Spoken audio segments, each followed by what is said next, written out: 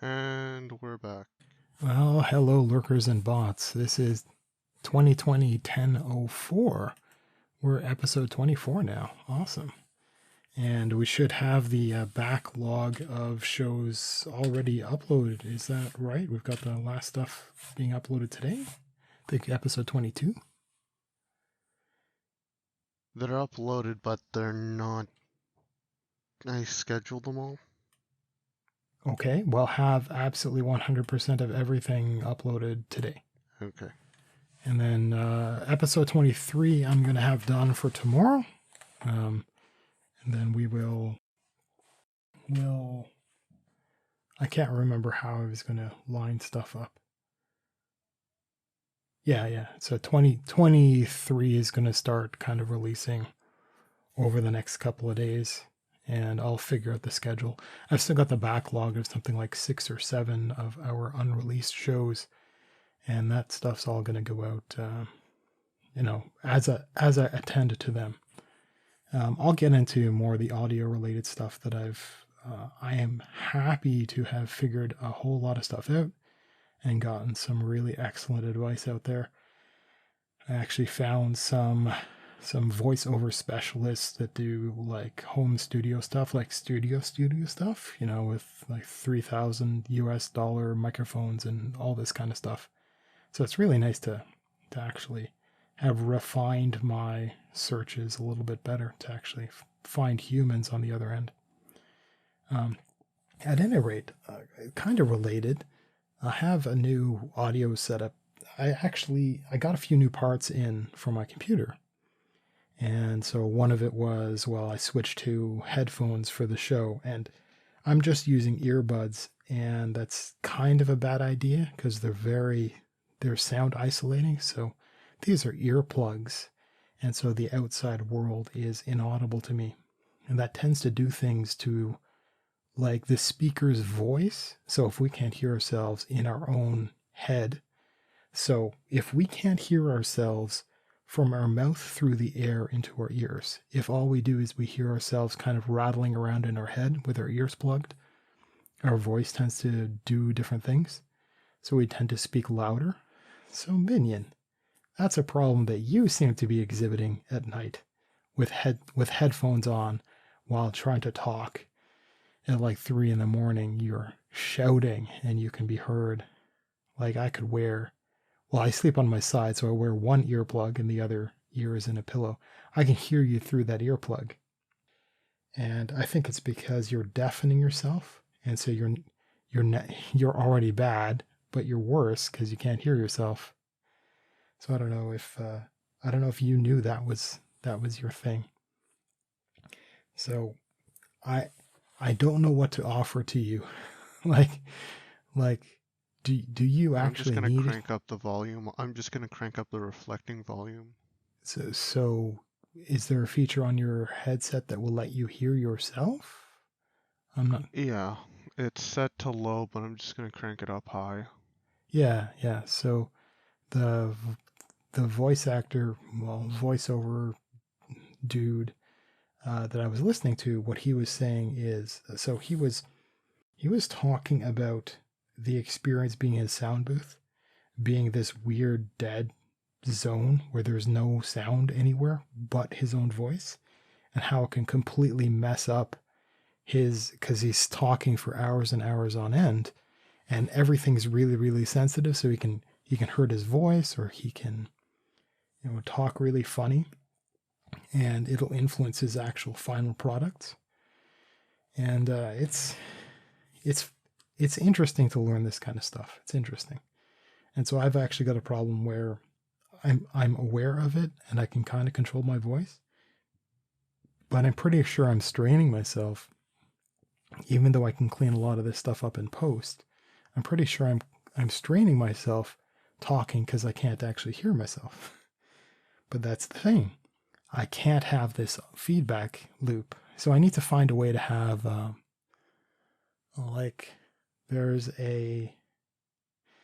I don't know how to get the audio for my voice to real time echo into my own ears properly. So it's something I need to think about. Hang on, let me clickety clack and actually add that onto my to-do list. Yeah. So it's been several shows when I've been having this audio setup. So I was talking about getting new parts in. So one of the things is, because these are Bluetooth earbuds, and I was using like a little USB dongle for my computer. And I decided, well, it was on my to-do list for a long time.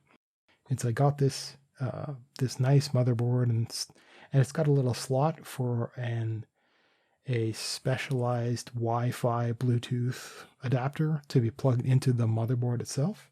And I decided I'd go and buy that. And while I was at it, I decided to go and buy the rest of the brackets that provide additional USB ports. So I actually got like an extra 3 USB 2.0 ports, 4 USB 3.0 ports. It let me free up one of my, I was using a powered Bluetooth or powered USB, like a hub. And it let me do all kinds of stuff. So I got rid of the dongle, and I've got Bluetooth built in, and I was missing one cable, and it's a dumb cable. So what it is, it's a USB cable. It's a micro USB cable at one end, but the other end is I think it's an eight female pin block that attaches into a motherboard. And I think in this case it's just 4. Anyhow, what it's meant to do is meant to plug in from USB from your motherboard internally, in your case, to my liquid cooling. And it has that because my liquid cooling, I wanted it because it was quiet. It's dead quiet. I can't hear my computer when it's on, which happens to be exceptionally useful if I wanted to have the computer fairly near me while doing like recording. Which, I mean, there's all kinds of other problems associated with that. It's not like I'm doing this professionally, but I mean, it happens to be nice that I have a computer that can't be heard. At any rate, the downside of getting this liquid cooling was that it has RGB. It has RGB, but you can turn it off if you plug this thing in and install like a 240 meg piece of software. That's just the installer. It actually takes up more space when you unpack it and install it. And I lost that cable. I don't know where that cable is. I know I set it aside. It's the kind of thing that I would never have thrown away. I keep a lot of this stuff. So I have boxes of my parts because when this stuff was new, I kept all the boxes in case it didn't work out, in case something dies early on. There's a manufacturer problem that you don't only discover a few days in. So I keep all the boxes for a while, and sometimes I keep them for a long time if I've got the closet space. And so I went, I pulled apart my closet, got all the boxes, pulled everything apart, went looking through everything everywhere. Then I went through my junk bin, my computer junk bin. I just kept looking and looking. And I actually, through all that time, I decided, as I was going, I cleaned. I pulled out the non-essentials. Like right now, my space is a mess, but only because I've got a bunch of empty boxes that I'm going to recycle or decide if I want to keep them for some other purpose. Anyhow, the result was a tidier-ish room in the end, eventually. But one of the problems that ended... So there's a thing with the old computer sorts. So we're rather animistic, which is we name our computers due to technical reasons. You actually have to name your computer. You may not know the name of your computer because it's just been randomly assigned. It'll be like your username dash a bunch of gobbledygook. If you do networking internally, you'll understand this stuff. And so there's this curse that gets associated with computing equipment where quirks happen. Just weird stuff happens. And it's often, it's credited to like gremlins and stuff like that.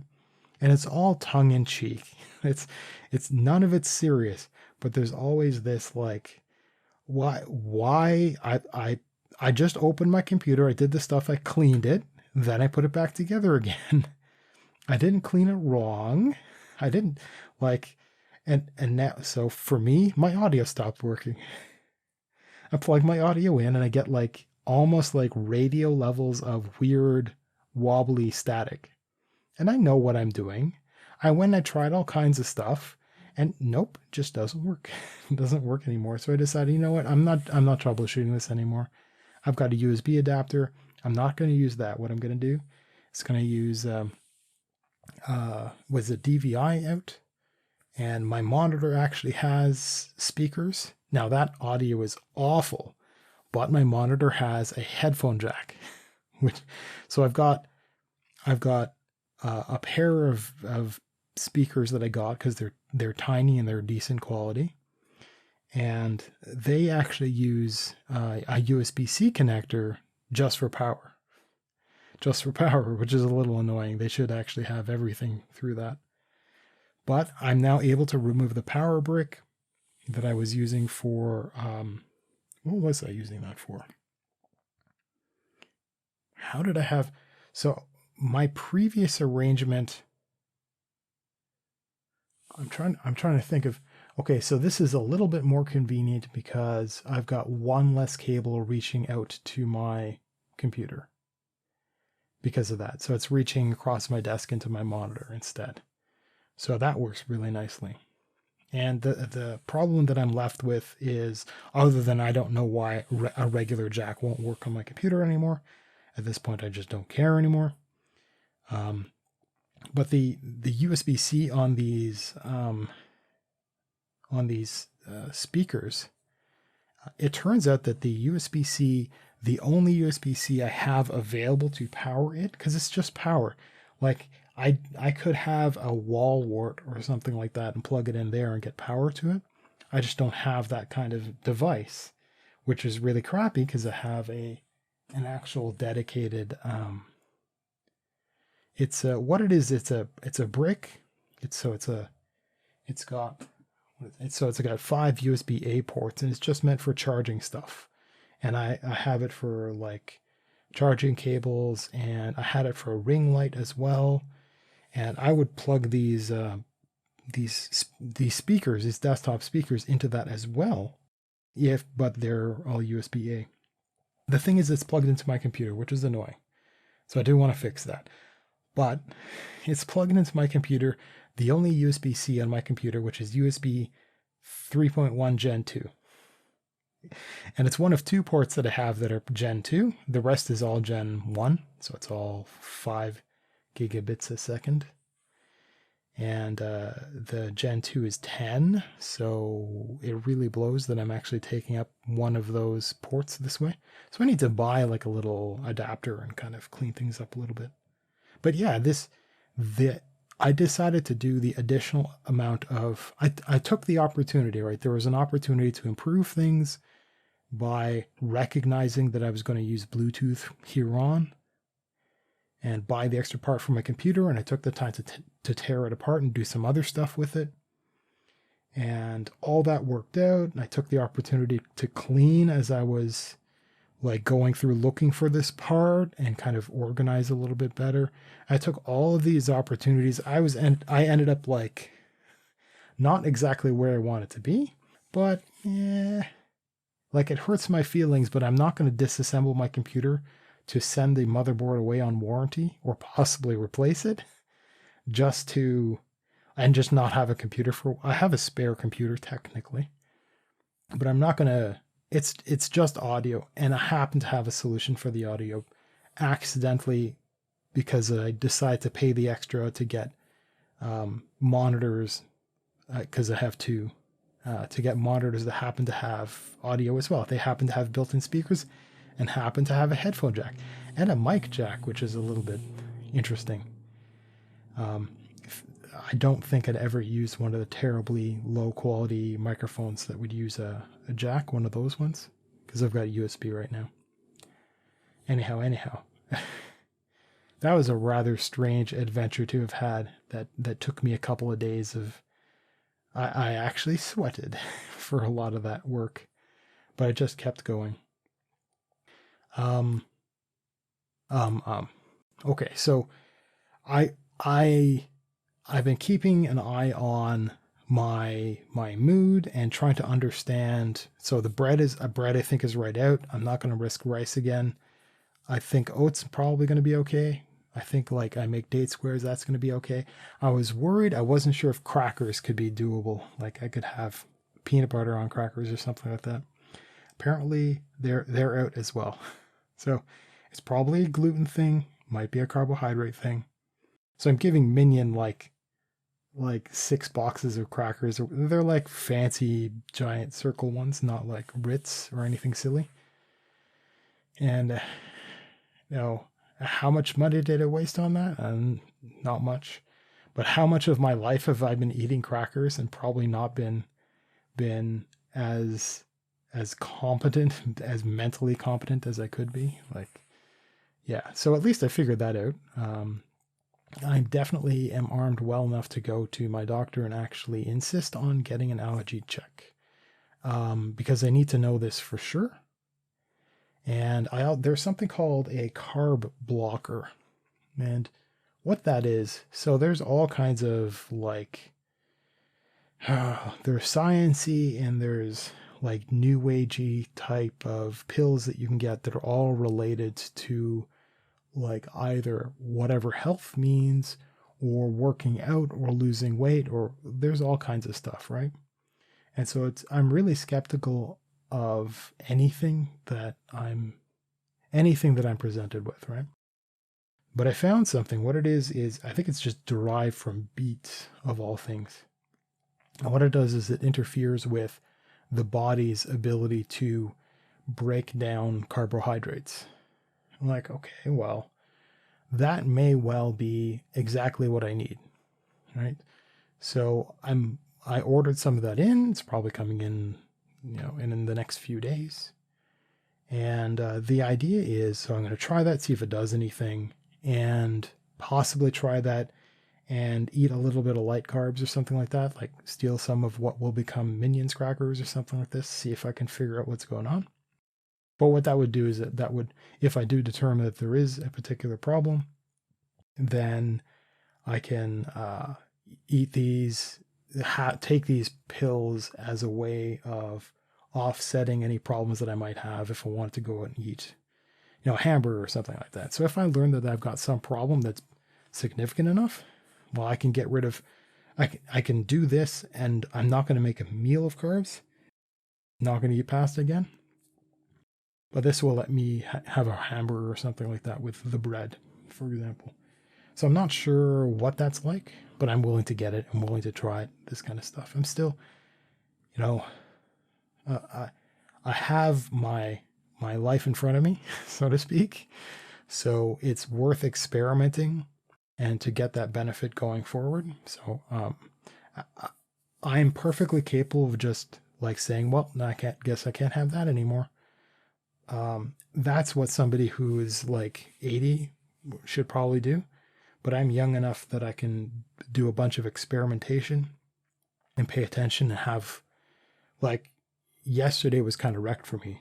So like the day before yesterday was when I noticed, so it wasn't particularly awesome. And then yesterday was completely wrecked. So I just slept a lot. And that helps. Like sleeping. I'm, like I said before, I'm really lucky that I'm one of the people that can, that where if there is a diet thing happening here, I get hammered by it right away. So I can really link what's going on, what's actually causing it. And other people, the lag is long enough that they might have eaten whatever combination of stuff between then and the effect. So it's harder for them to figure things out. For me, it's real simple. it's a 2-day delay at best, probably same day, depending on whatever. I pay enough attention. I've been doing this for long enough, right? Anyway, I ate a couple of donuts today, so we're going to see if that does anything. I ate a bunch of chips. Let's see. All right, I still think it's like gluten or something. Okay, on to something else, because that was silly. So this has got to be boring for a lot of people. So I play World of Warcraft, and I've explained before that it's not because it's a great game necessarily, it's because I'm with great people.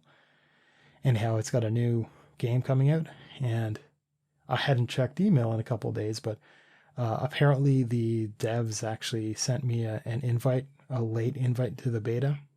And there's in game development, Blizzard, so that's the company that makes World of Warcraft and a bunch of other games. They made a very big name for themselves for the it's done when it's done, which is having they would set deadlines, and then they would push the deadlines if the game wasn't ready. They wouldn't release something half baked, and they wouldn't release something and then have like a 0 day, or have like essentially turn the game into a public beta while they patch things, they play catch up. They're like, nope, it's not done yet. Sorry guys, you're going to wait. And then X amount of time, and then they release it. They made a name for themselves, and this I don't know, this kind of philosophy is pretty rare.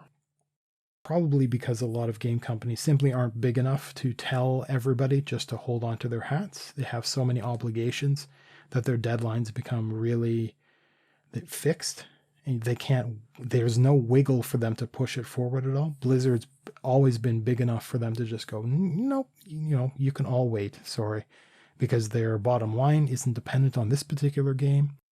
They've got, right? So it's not a disaster for their stocks, et cetera, et cetera. So the lights are still going to stay on. They can still pay their bills while a game gets pushed. And they did that for this game, for this expansion. And again, buying this expansion is the price of a AAA game, right? So I can call it a game. Anyhow, so I got an invite. And I take it fairly seriously when I get invites from professionals to judge their stuff. And I'm puttering through it, just trying to experience it. And the thing is, so a bunch of things have happened so World of Warcraft is one of the oldest, largest games. And it's got a lot of, in the developing world, we say cruft. So it's got a lot of just dust all over everything, everywhere. And there are consequences to them constantly bringing out new content, because what they do is they bring out new content and they have the pinball effect, which is they like double up the numbers kind of thing, where they want people to get into the new stuff. They don't want people to continue lingering around the old material that's easy for them. And then to like power through the new material, they want people to step into the new material, obsolete all the old stuff, and experience that new expansion from scratch, so to speak, from fresh. And so, and it's like, oh, you're all level 60, 70, 80, and it just goes on and on and on like this. They've now crunched everything down so that level 60 is the maximum. It used to be 120. And so there's that. And the beta experience is to test the something like the release of the game. Okay, but it's I got given a maximum level character, and I'm experiencing everything without having certain bottlenecks that would be present on a new character, either a new character in the game or a new character coming into this expansion. I've got a test character, right? And it's got test gear, and there's certain switches that have been flipped to unlock a bunch of doors in the game, so to speak, to give me more access to stuff so I can try more stuff and give better feedback without having to slog through a lot of the stuff that might take weeks or months for other people to go through. So I can just kind of run in and run around doing certain stuff. I decided to be pretty patient and do a kind of like a new user experience, a new player entering in and puttering about, something like a version of what I will do. So I took a path with this test character similar to the path that I'm going to take with my real character. it's kind of a practice run. I am spoiling stuff for myself. But it's actually really important that I learn this stuff because it's a good opportunity so that I can really, really, really rush through. Because we are going to essentially be competitive as soon as the game comes out. So it's important that we understand how things work well enough that we can push ourselves. Now, we're not like super competitive like other places, but it's we want to get our good people ready right away. At any rate, now I talked about Blizzard pushing things away when they know they're not ready, when they know an expansion or a game isn't ready. And they push this one away for a while. And it's a really good thing that they did that, because it is not done. And it's not done, and there are obvious things that have not been corrected. And the thing is, there's what are called covenants. There are something like factions in the game that your character ends up aligning itself with. And there are like 4 continents, one for each of these. And I've only looked through one. And I've only looked through, I don't know if it's most or not, because some of it's busted. So I know from that perspective, from my 1 quarter, that there are typos, which I think is unforgivable. There's like I don't know if people have ever experienced going to a website when your browser is kind of weird and old and doesn't understand the font, so it starts displaying boxes. So I saw that once. I've got you mouse over a chair and it gives you like the tooltip doesn't say it's a chair. It says and it gives it the developer code for that object, for that art asset. I'm like, okay, it's bad. And some quests that make no sense. And yeah, I don't know, but it's pretty. There are a lot of really good technical improvements. So interface stuff, the internals, the graphics engine got, pretty solidly updated. They added in a lot more. They dusted it off and made it like they're playing the game like players care what their characters look like. And that's because they opened their demographics up. So they cast a wide net to catch as many players as possible, right? So that's why they water the game down. That's why they add mini games. That they have to in order to get the attention of all these different kinds of players. So players like me, I want a table of what the heck is going on, so I understand how the things relate to other things. So I understand, well, this race gets these powers. I'm like, okay, well, based on the powers, that's the race I have to pick.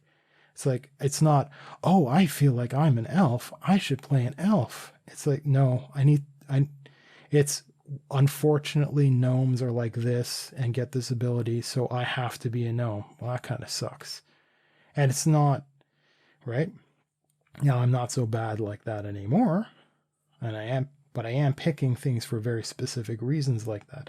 But other players are like, well, I need to be pretty, and I want this, and I want this. So Blizzard started, in some senses, it isn't too much development effort to appease those the extra demographics, the extra types of players that they're attracting. So it is noticeable that they are now spending more time working on certain things that don't appeal to me. And I'm okay with that. I understand what that does is that brings them profit. That also brings a bunch of players that I'm not going to interact with because I play something else and they're playing their own thing.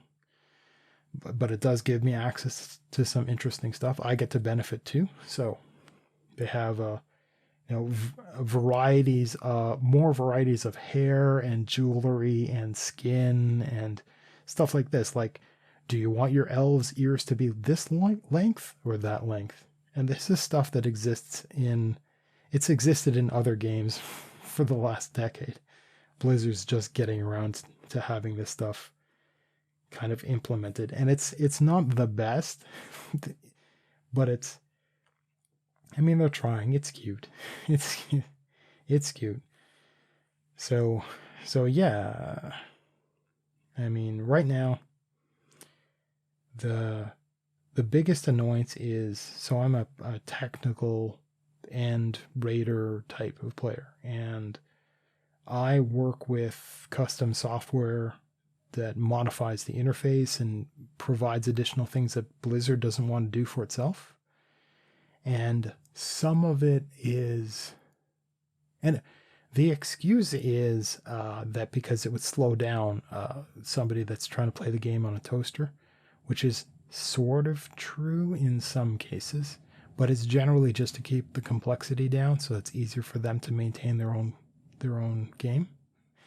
And it's because customization is like they want to create an experience that's streamlined. They don't want to have something that is wildly customizable, because then they'd have to support all the variations and it would be confusing for a lot of players, which is fine. So I use custom, they're called add-ons that do all kinds of stuff. And the thing is, between every expansion, they all break.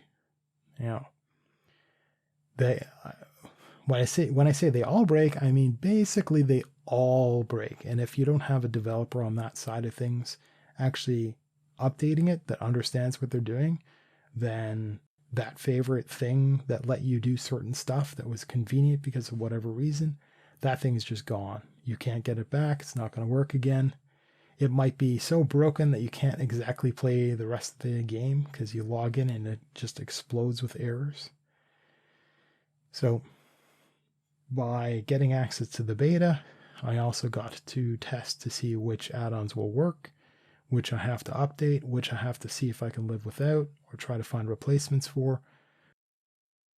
Back in like 2000 and whatever, when I was first interested, like probably 2006, I think, I was very interested in that side of things, that scene.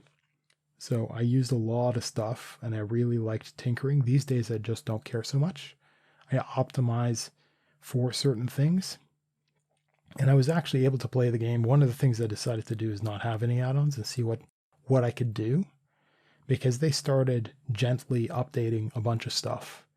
And every expansion is an opportunity for them to kind of just gently nudge certain parts of the game over a little bit more to what I say is the obsolete add-ons.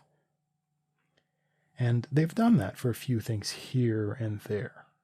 And so I was actually able to run around with the regular interface until I just decided, I'd customize a little bit more. And then I started looking at what add-ons are there.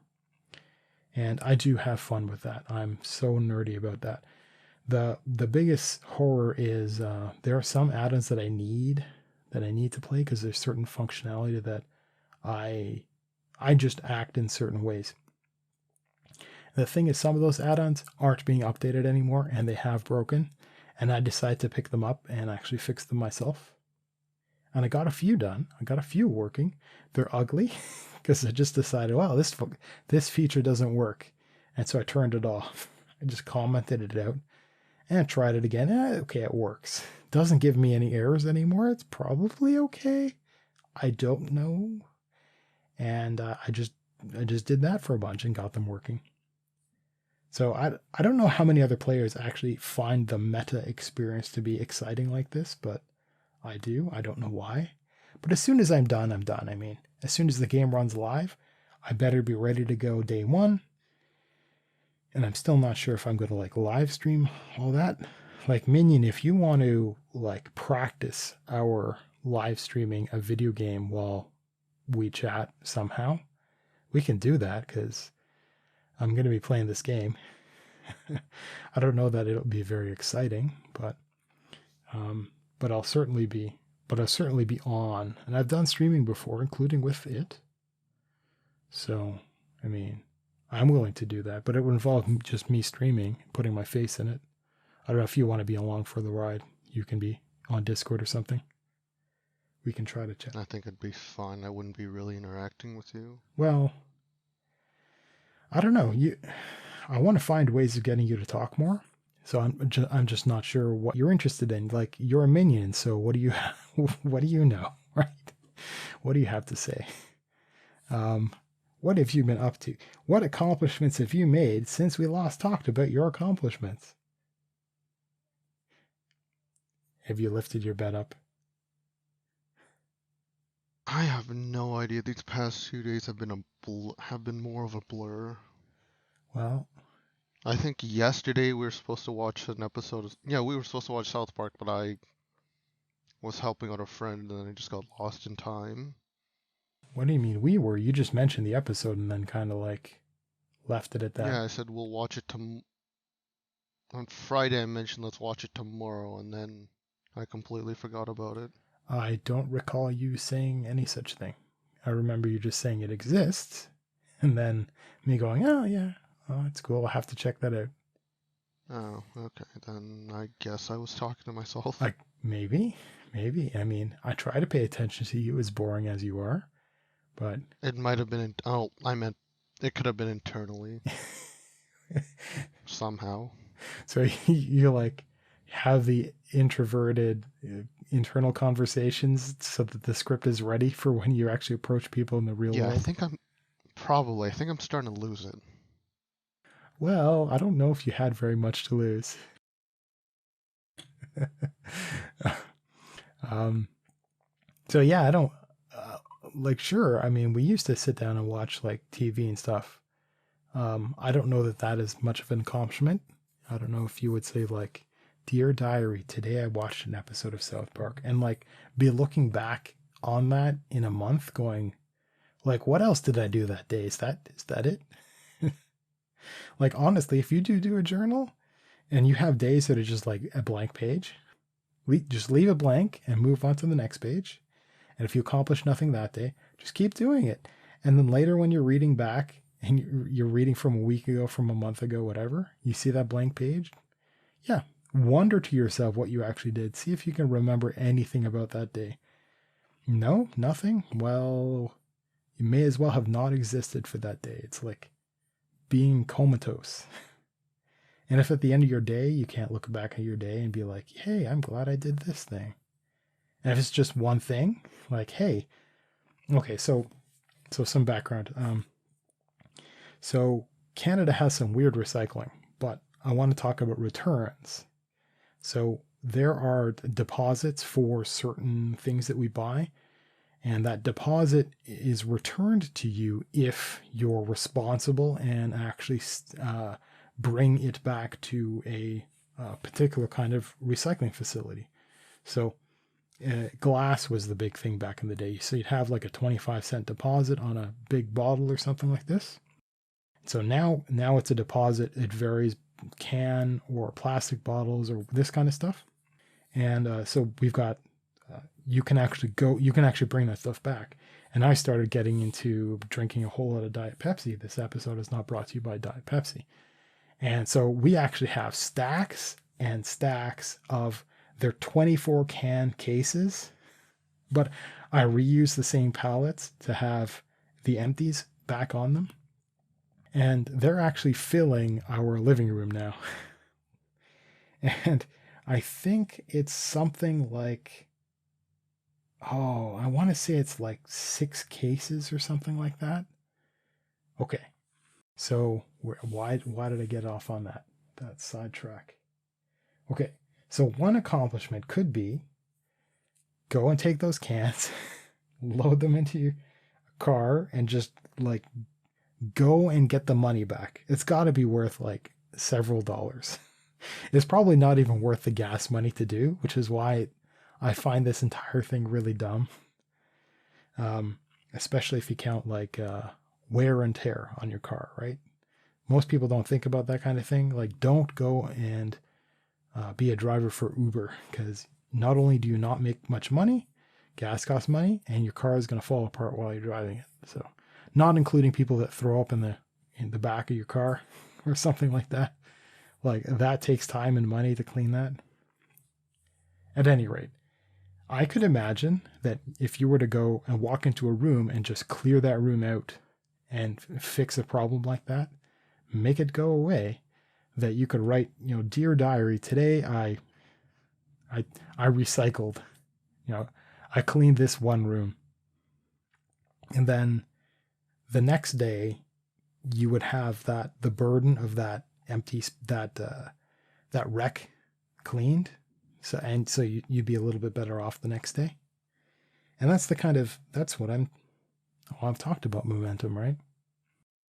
I'm pretty bad with both tidying and cleaning, and they're different. And so what I try to do is try to clean something every day or tidy something every day. And it could be something really simple, like if you've been collecting boxes from Amazon, one accomplishment would be doing a teardown of all those boxes, packing them flat, pulling them out into recycling. Like if you do that one day, okay, that's fine. If the next day it's just like disassembling your bathroom counter and wiping it down and then reassembling it, that's fine. As long as one of those things is done every day, then that's just fine. That works out. Eventually that momentum leads to a clean house where hopefully the next time around when you visit a problem area to clean it, it's not as messy or as dirty as it was before, because you're catching up. You're doing laps around all the wrecks in your house. And if you just keep walking through your house once a day cleaning these things, by the time you get around to the same spot, by the time you get around to your bathroom counter, it's been not so long, so it's easier to clean the next time around, right? It's easy to do all kinds of stuff, and you get kind of good at stuff. So it's worth doing. This is a philosophy I have. Whether or not I can actually enact that in real life, maybe sometimes, but I have bad days. But as soon as I get rid of the crackers, as soon as I do the carb blocking stuff, as soon as I figure that out, then I'll just naturally have more motivation. Whereas Minion, I don't know what's wrong with you. You're getting plenty of good sleep. Me to have you go learn boxing or something like that, tire you out, beat you up. I want to just go for as soon as I can find my shoes and my actual runners, I want to go to the gym and just spend who knows how long running on a treadmill and doing other things. Something completely out of my ordinary. Finding your shoes? No, I have a pair of runners somewhere. Like that you didn't unpack? Yes. Like from a year ago?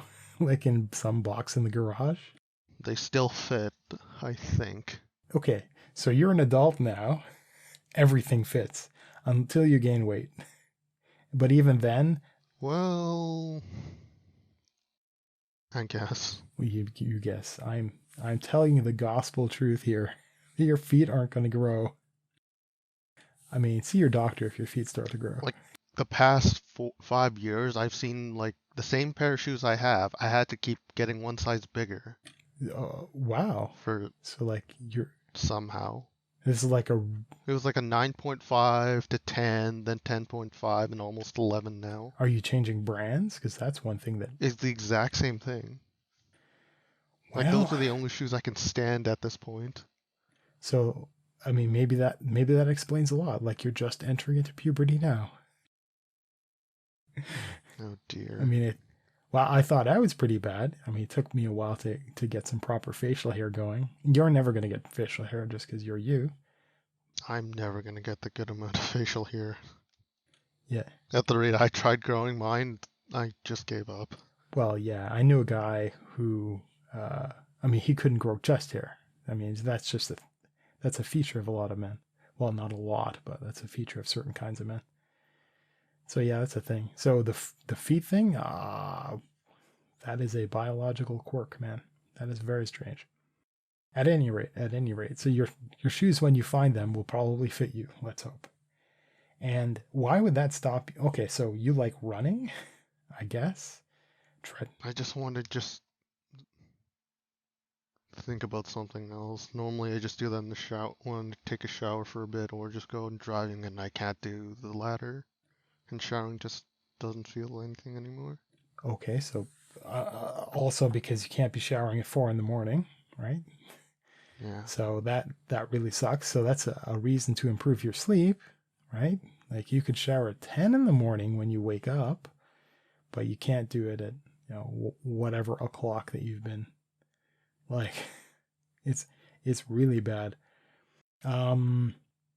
I've said this before. Canada's doing really well, so we do have gyms. We do have treadmills. I've never gone running on a treadmill. I've never understood the concept. Exercise bikes is about my limit, and I find cardio embarrassing. It sounds weird. It's just not my thing. Well, do you ever just want to run, but just be in one spot? Here's a treadmill. No and no. I walk a lot, a crazy amount. Like I'm a couch potato everywhere else, but my legs are tree trunks. But I don't like running. I probably can't really run anyway, just because I don't have flexibility in my ankles, because I walk a lot, and it's always been a thing where my ankles have been terrible. I think it's just biology.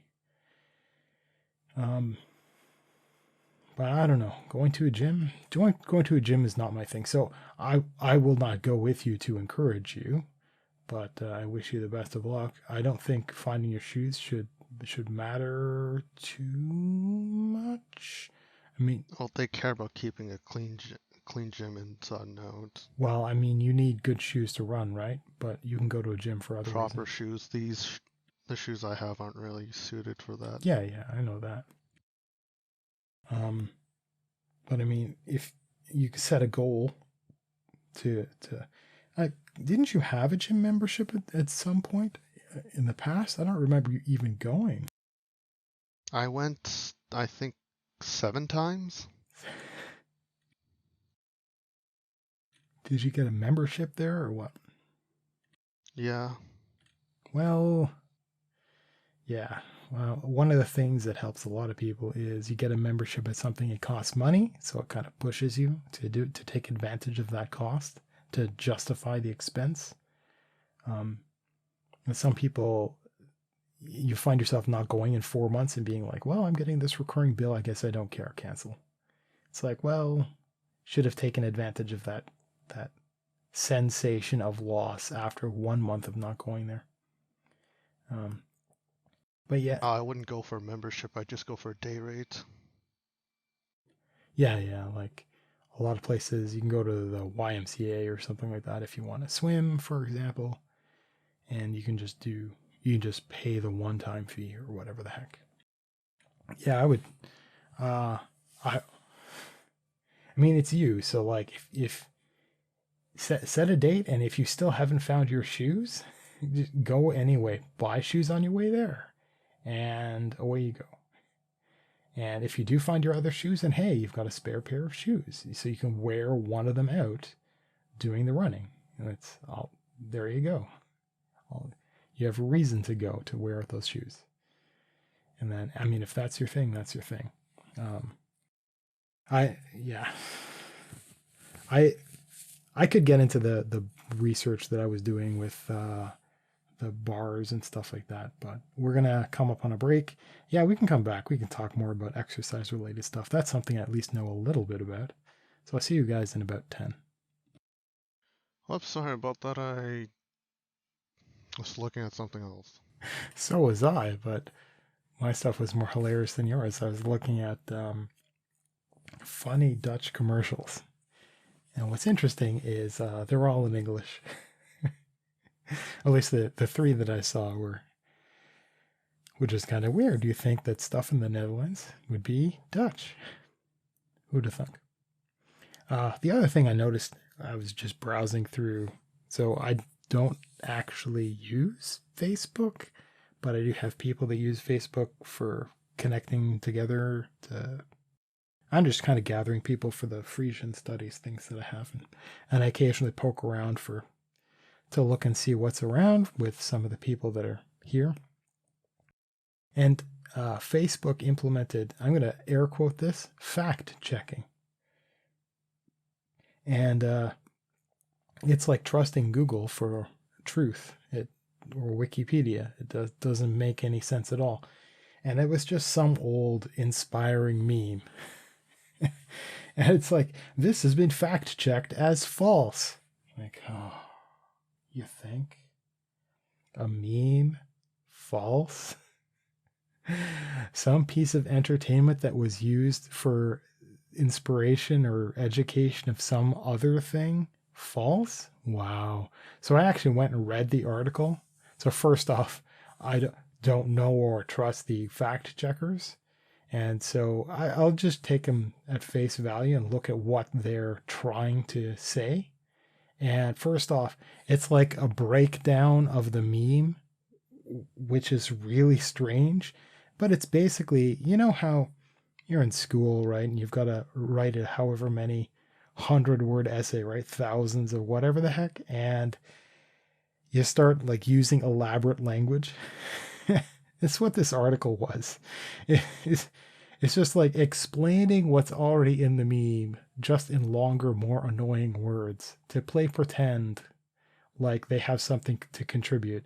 And then a couple of links to other stuff. It's like, well, why does this fact checking exist in the first place? Why not just show me the other stuff? Like, they don't even quote the other stuff. They just add some links, and then they add their little breakdown. Their little breakdown is like, oh, this was spelled wrong, or whatever equivalent. Like, oh yeah, wolves in the wild don't really have alphas. It's like, I really don't care. And so the entire thing is wrong because of that. Really? Huh. So it's a true false statement on a thing that there is so much that is wrong about the entire concept of doing fact checking on articles. So much. But somebody's making a living off of it, so you're going to get waffly nonsense, and you're going to get, it's like going to Wikipedia. Oh, so bad. Okay, so yeah, we could talk about exercise a little bit more. I mean, if that's something you're interested in. I mean, not really. I mean, I don't know how you work. So when I'm interested in accomplishing a thing and doing a thing, then I learn all kinds of peripheral stuff, and I get excited about an entire category of things. And then I kind of like poke around and I explore, and they end up learning. Like, so for example, I mean, I got an exercise bike at one point because, again, I can have that in the privacy of my own home, and it's, you know, a little bit safer, and you can use an exercise bike in winter and this kind of stuff. And it worked. It worked out pretty well for me. But for me, exercise like that, I would rather do it in a martial context than like on a standalone device alone. There are other people that like their workouts as social things. So they go to an actual, like, not a club, but an actual class of some sort to do stuff. I don't know how social that is, but I did Pilates for a while. I don't know if you knew that, Minion. Not like it's a skill you can acquire. No. But that was... It's just like an activity that you do. It's like yoga. Yoga is hard mode. I see it sort of like yoga. It's something you can do, not as a skill, not downplaying or anything. Like, it's something like people do and such. You are correct. It is a thing which is done. That's why it has a name. But yeah, Pilates doesn't exactly give you life skills or something like that. It was interesting to learn. But it never stuck. I mean, it was just a thing that was there that I would do like in my off days when I was too tired to do other stuff, to do like actual functional stuff. So it's good to have like a downtime activity. So if you run on the street and that's your thing, on the days where it's raining and you don't like running in the rain, if you've got some other activity to do, then you can switch to that. And you can even kind of look forward to that. Like, oh, it's my rainy day. Oh, I get to go and do this instead. So, like, get a rowing machine or something like that. That would probably work really well. But I know a lot of people who would be like, so you listen to podcasts. Maybe that's the thing you would do while running. Do you have like earbuds or something like that, or would you just be like staring? Yeah, I have headphones and I broke my old set, so I bought a new one. So wait, recently? Yeah. Like recently? Like the last week or so? About me breaking headphones? Or no, that was a while ago. Okay. Okay, so but headphones don't really work if you're going running because that's why sports bras exist, right? Because there's bouncing involved. So if you've got a headset on, bouncing doesn't really work. Not, I mean like the earbud headphones. Okay, so earbuds, yeah. This is why I like the design that I have because they've got an over-the-ear hook, so that I can. Wow, you just heard my wrist crack when I made that gesture. So they've got an over-the-ear hook, so that I can run around. They're actually very comfortable because of that. So how are your earbuds actually attached to your head? Just in the ear. I've used similar ones before and they don't slip out, so it's okay. Really? Oh, that's surprising. Um, uh, Maybe it's just the shape of my ear canal slash the Probably. the shape of the flanges that go in. But I got special flanges that actually fit really, really comfortably, but it doesn't really work out.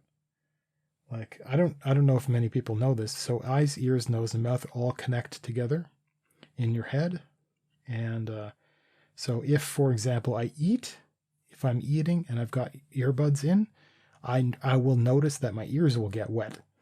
And I've had my ears looked at. They're healthy. So it's not like, as far as I can tell, there's no perforations, which is one of the problems that can erode hearing and stuff like that. So it's not like, there's an effect. There are effects for me where I will get moisture ears and the earbuds will just kind of fall out.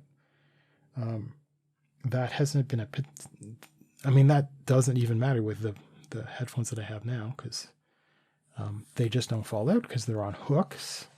They're not even tightly on hooks. They're just kind of there. I can't even feel the hooks really. But I can't imagine running without some security like that because walking briskly was annoying with the previous earbuds that I had. I returned them because they were awful. They were nice too, so it's annoying.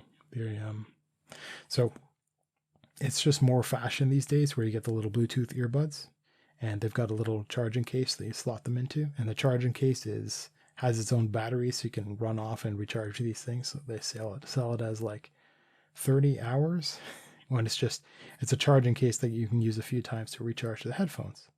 But these things, they would just fall out, and they had no wire or anything, so it's like, no, I can't use these. It's never going to happen.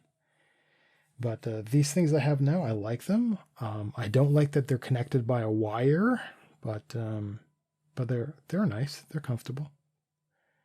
So yeah. If you can run with the earbuds that you have, then okay. As long as you're not using that as a way to drag your feet, which is a great expression for this.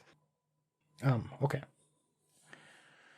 Okay, so I could talk about the new doorbell I installed.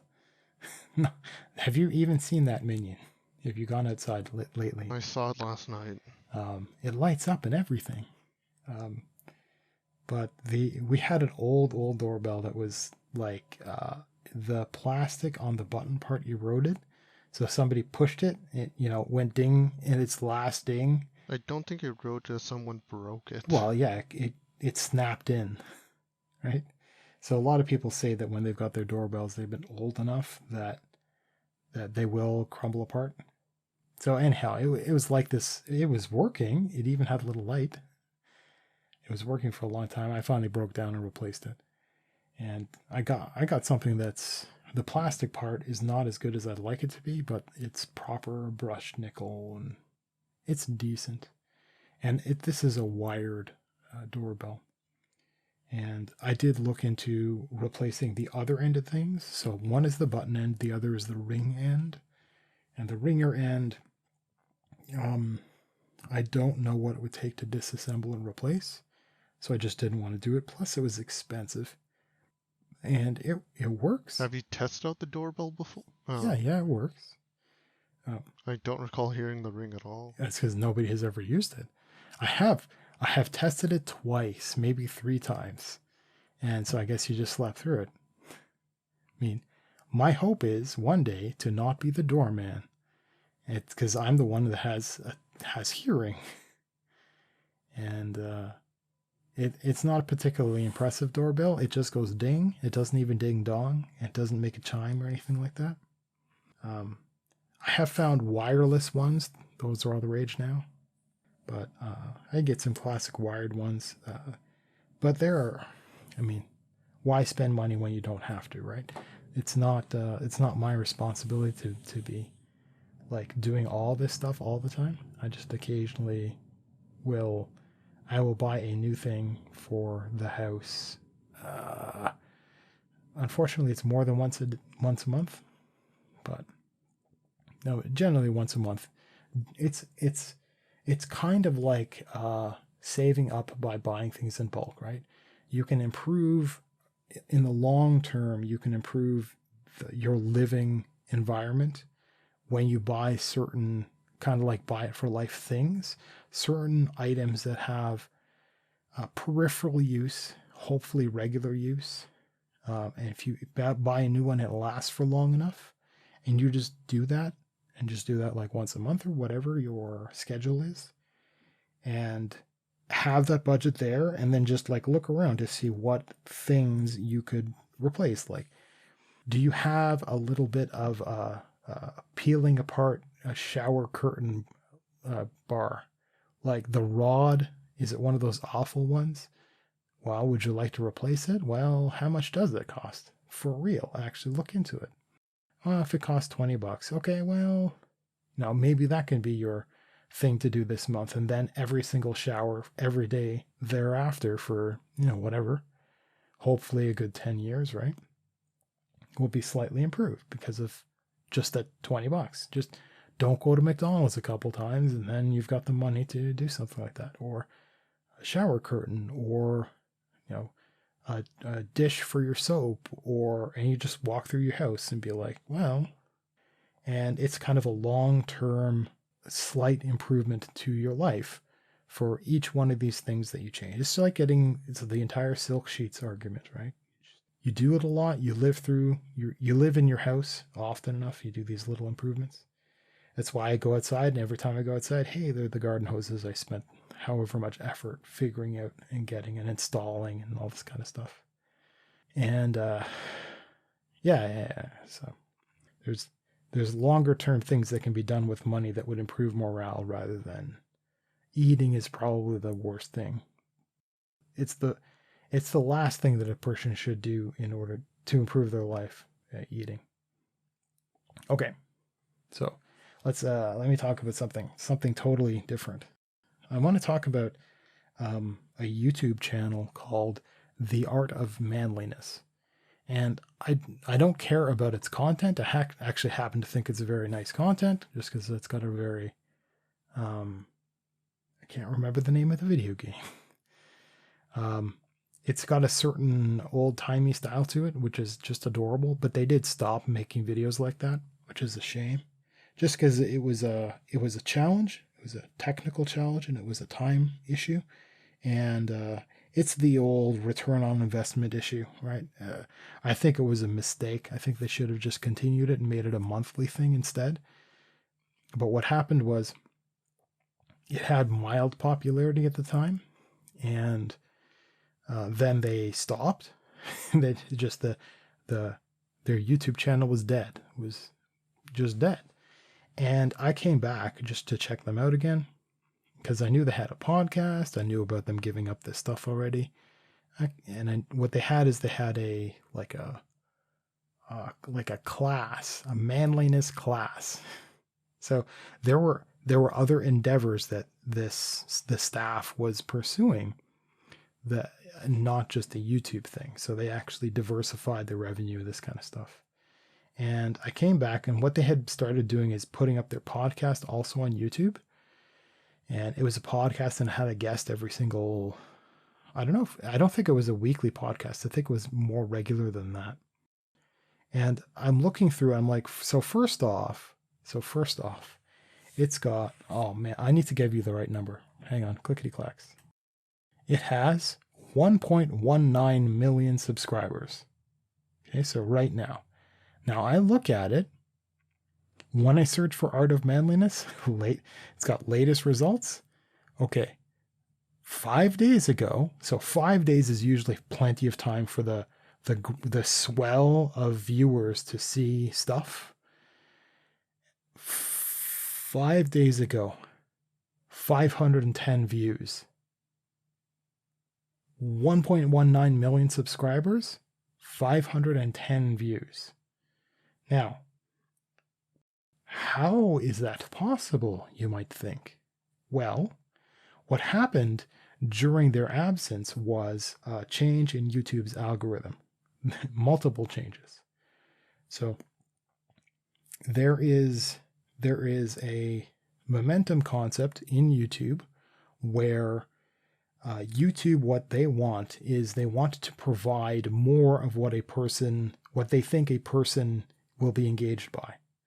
And Art of Manliness went quiet. There was no new content, so people wouldn't come back because there was nothing new for them. And so YouTube went, you must not like this. So I'm not going to make any recommendations for it. So new content started coming back in, but the YouTube algorithm had already started downplaying the importance of that channel to those people. They were subscribed, but they weren't being given any notifications because YouTube had this other notification system in place, which is like the Realz's notification system. So one is just subscribed, which improves the number, but it doesn't mean anything to the actual algorithm. You have to subscribe and get notifications, which the problem just repeats itself. Everybody goes through their subscriptions, goes, yes, actually notify me. Yes, actually notify me. And they'll do that until they get bored. And they'll have to be reminded of this again.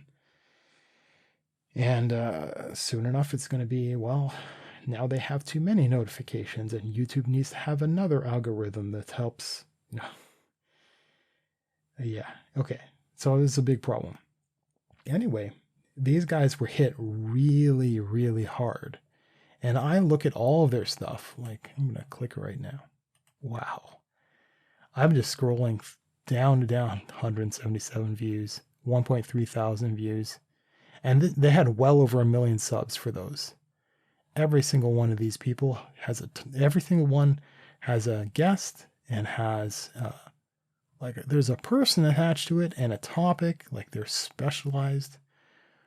And it was 3 years ago when they did their last video. 4 years ago when it was their actual useful video. And I think they had a few hundred thousand subscribers back then. Because we look at these and it's like, 3.8 million views. Yeah. They had some successful stuff in here, right? Some of it was kind of mediocre, but whatever. And I'm looking through dozens and dozens and dozens over the last couple of years of their podcasting stuff being uploaded. Since number 29, do I have that right? 29 to now, let me see. Wow, that's a lot. So I'm still scrolling. 29 through to 461 have been uploaded. Okay. And during that time, nothing, no views whatsoever. They just got killed. So it's like there's a disconnect between the number of subscribers and the number of views now because YouTube is trying to be smart about stuff. And it's very strange because I'm looking at this because I'm trying to understand podcasts uploaded to YouTube to try to understand what they're doing, because some of what they're doing was right, but I don't think YouTube is an appropriate platform for podcasts because I, I don't know. Social commentary videos were popular for a time. I don't know anymore because I'm from like 2003. So yeah, Minion. When I'm thinking about this podcast on YouTube, I'm like, okay, well, I know how it can go wrong. I know how it can not be successful. So we need to actually get stuff up and out and running for actual like podcast specific sources, even if we have to like figure out how to pay for hosting or something like that for it's just audio files. And on that note, one of the big problems about having audio like hosting data, right, is how much bandwidth and how much storage space you get. And as it turns out, we should not have been recording in stereo.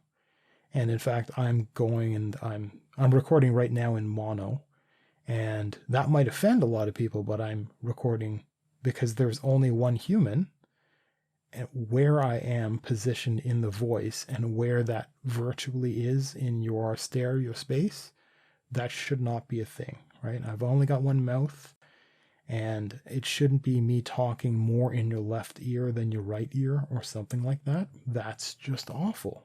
So it really does need to be mono, and my quality is still exceptional for, I mean, the quality problem is going to be the background noise, right? The room treatment, as well as the quality of the microphone, but also the quality of the speaker. Okay. So yeah, we do need to look into like iTunes more heavily. Maybe you, Minion, can be the Minion and go look much more deeply into that, and then just tell me what you need done, and then I will do what I can on my end, like hosting or something like that. I'll figure it out. Or maybe you can. All things are possible if you actually try. If you actually try. Yeah. Okay, so where was I? Stupid Facebook trying to bug me. It's not important. Okay, so because the last couple of days were kind of terrible for me, I'm not my usual self. I wasn't last time, and probably the time before that. So I'm more or less out of stuff to talk about. I mean, I've got administrivia related stuff that I could get into, and unless we can, because I think we're partly relying on a crowd too much, and we're partly relying on maybe Minion, you talking a little, like a lot more. Like, hi, what's going on? How's life? What are you accomplishing in life? Oh, yeah. Do you have anything going on in there? Is it just crickets? Nope, it's blank right now. There's a record playing. It's just elevator music, essentially. Yeah, I think your life is a bunch of elevator music. Like, um, yeah. There's stuff that I would talk about, but it's fairly personal. So it's, and we got a lot of people's lives who have been altered because of the times, and it's it's a it's a combination of a whole lot of stuff, but it's left people with the time that it would normally take to get up and get ready, then get to work, right, and then possibly wind into work, and then leave work and then wind down into home. There's all this time that is now in a person's hands. And a lot of people are kind of going mental because they've got all this extra time. And you could coast through life and be like, wow, if I only had extra time, I could write that book, or I could whatever the heck. And it turns out that a lot of people, if you just hand them extra time, they don't know what to do with it. Partly because, I don't know, maybe they've been dreaming too small, or maybe the grind has not given them enough free time for them to even think about what they could do if they had free time. Like their entire life was consumed. So we have a lot of people who are like, "Oh, I'm so life's all." But I mean, if a person can they've got what's the expression? Roof over your head and a full stomach, then you've got that going for you. And if you have time, then isn't that the dream, really? So a lot of people have their salaries cut, for example, or their hours cut, but they have more time. So, I mean, could live you could live like a student again, but you've got all this free time. Go and do something foolish with it, like that doesn't cost money. Go get a thrift store, get a pawn shop guitar, and play it, like learn something like this. I actually do have a guitar. Did you? Did you actually go out and get a guitar? I still do. I never knew you had one. So there's this game called Guitarsmith, and you plug in a electric guitar into it, into an adapter into the console, and you're essentially just playing along. And it progressively gets harder, or they make it easier, and then it progressively adapts. It gets harder and harder. So you're learning to play the actual song on an actual guitar. I've seen that before. I didn't know that it was yours / you ever touched it. So I mean, you probably shouldn't have brought that up at all. Because it'd be like, I saw that like 8 years ago or something like that. I don't think I've seen you playing it maybe ever, maybe once. So never. Never did it here. So that's funny. That's really funny. So yeah, I mean, you've got the time. I mean, obviously you're not interested in it, so I don't know why you still have it. Probably because you can't, make any money. You can't give it away. But I mean, is that actually one of those quiet dreams of yours, or are you just waiting to see that? Like, No, it's just a habit sort of thing. What, for you to have gotten it in the first place? Or not a habit, it's just an impulse thing. Like you impulse bought it? Oh. I think so. I don't even know why I have it at this point. Like, how much junk do you have in your life when that was even possible? Like, when you move from house to house, that's one of the things you need to think about while you're packing, and then again while you're unpacking. It's not as much as I thought. Well, there's some expression like, so what you do when you move, you leave everything packed and you only unpack the things you need. So you're like, you go through your life, you're like, oh yeah, of course I need this. Like, I totally forgot to unpack my toothbrushes. You go and you just get those. And then as you go through the rest of your life, you just fetch the things that you need. And sooner or later, you've got everything you need in life, but you have a bunch of boxes of stuff. That's the point when you can go look through the boxes going like, all of these boxes have things that I'm either collecting for some reason, because they have like they're mementos of some sort, or I'm playing pretend like they might be valuable in the future to collectors. Oh man, it's just like, oh yeah, I have that Star Wars figurine from 2003. Oh, it's going to be, it's like, I've got a figurine of Rey or whatever the heck. It's like, they can't give those away. There was such an unpopular toy series that came out for that particular movie. It's just hilarious. It's like, and if you're collecting stuff because you think it is worth something, like, okay, well, if you look at like a 2 square foot space in a room and you're like, how much would you pay to have that space clear?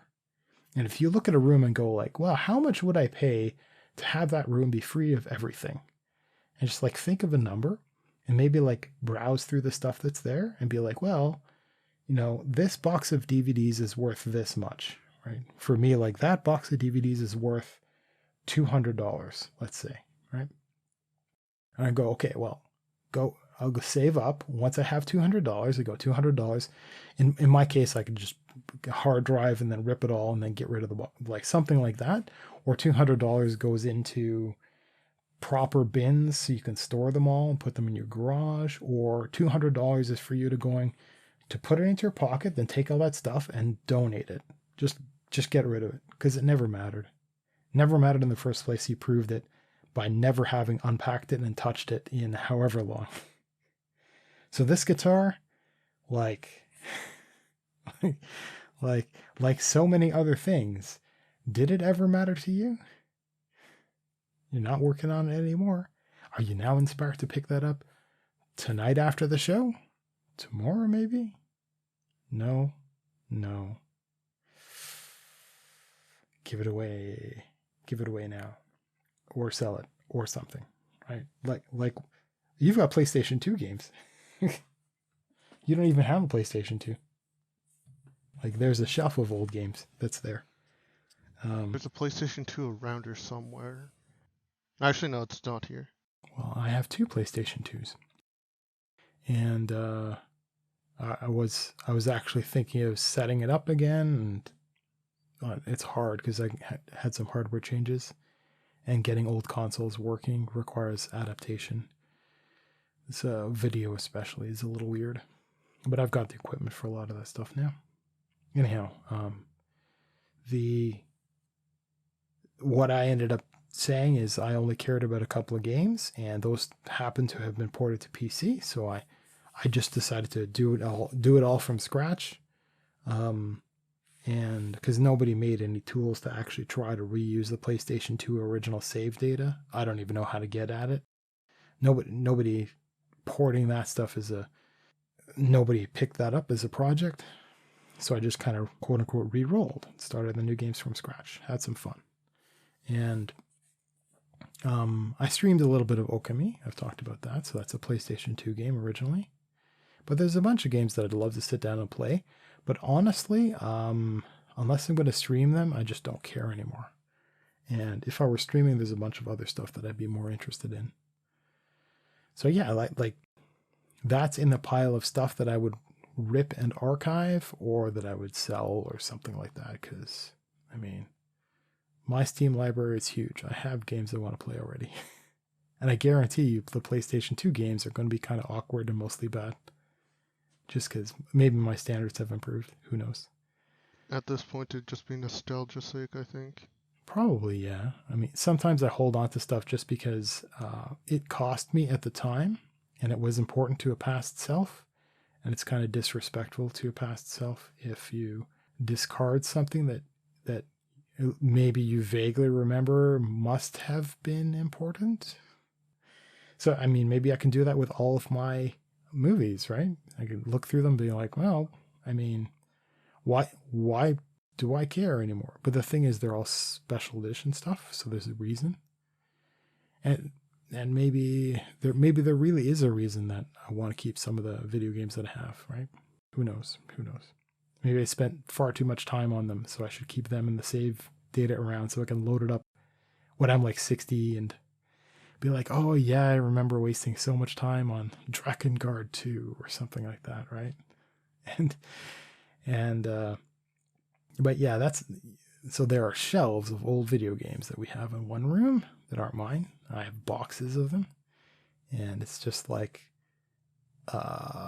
what was a childhood interest ends up becoming an adult art, essentially. It's a wall of art.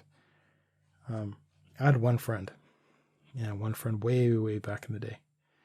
And he was a good reader. He read fantasy fiction, and he particularly liked I can't remember it was one particular fantasy series, and the entire world had dozens and dozens of books.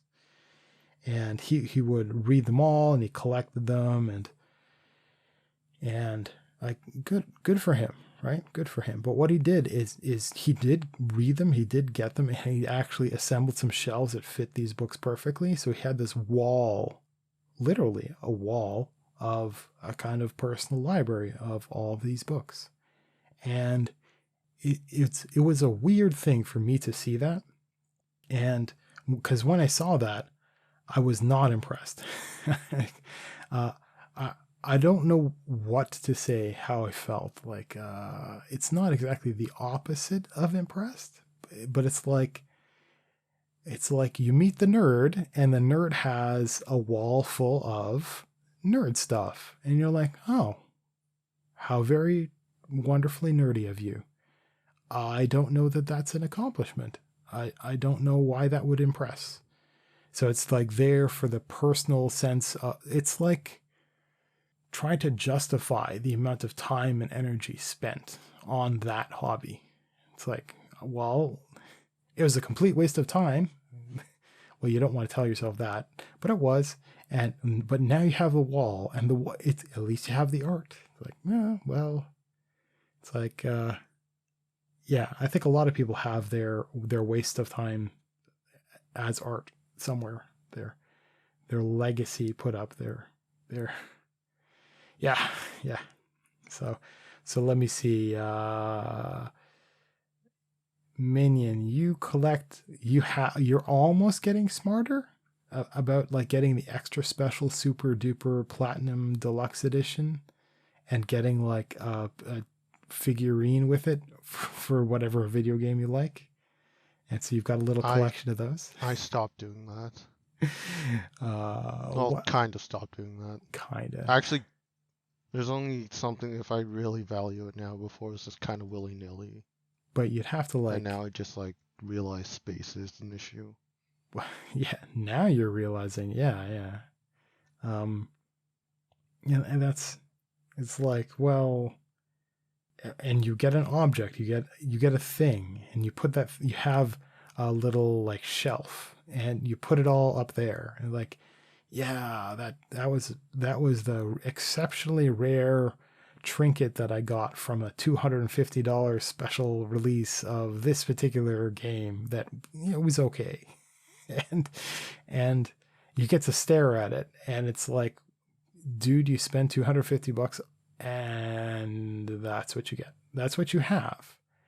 As though that's supposed to be worth that money. As though that's supposed to justify it after the fact. Because, you know, given a little bit of time, that the money you spend doesn't mean anything, really, not really. It's all about the friends you made along the way, etc. Um, but it's like that figurine. Somebody who doesn't understand any of that background would look at that figurine and go, because it's embarrassing. And does it never occur to people to look at that and think that themselves?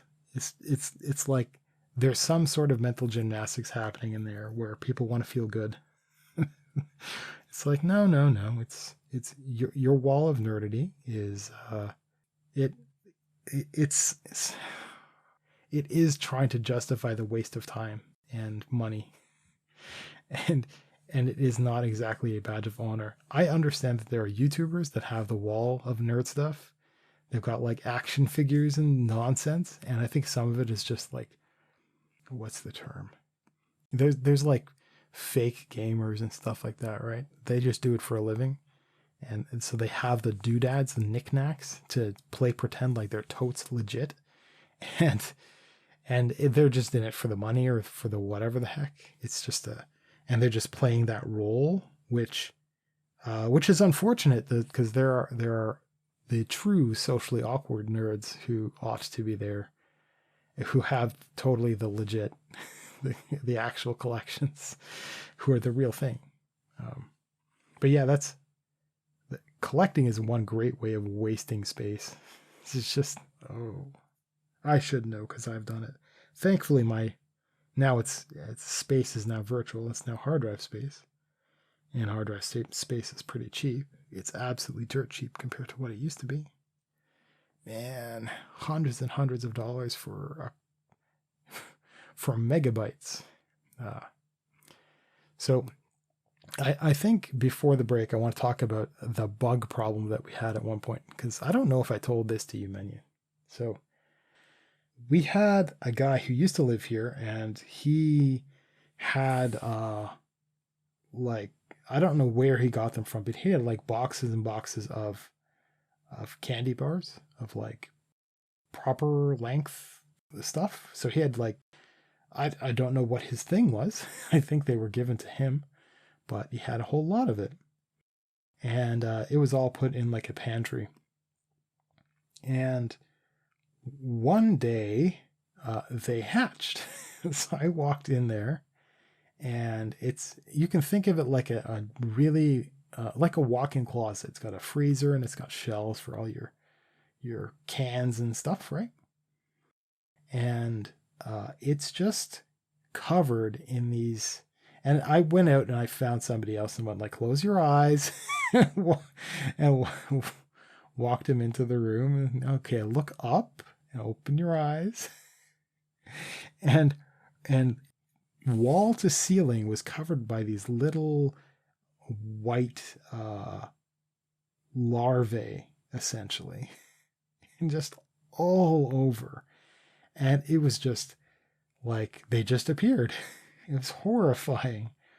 And I'd run around like squishing them, but they'd come back and they'd kind of move around a little bit, even though they moved real slow.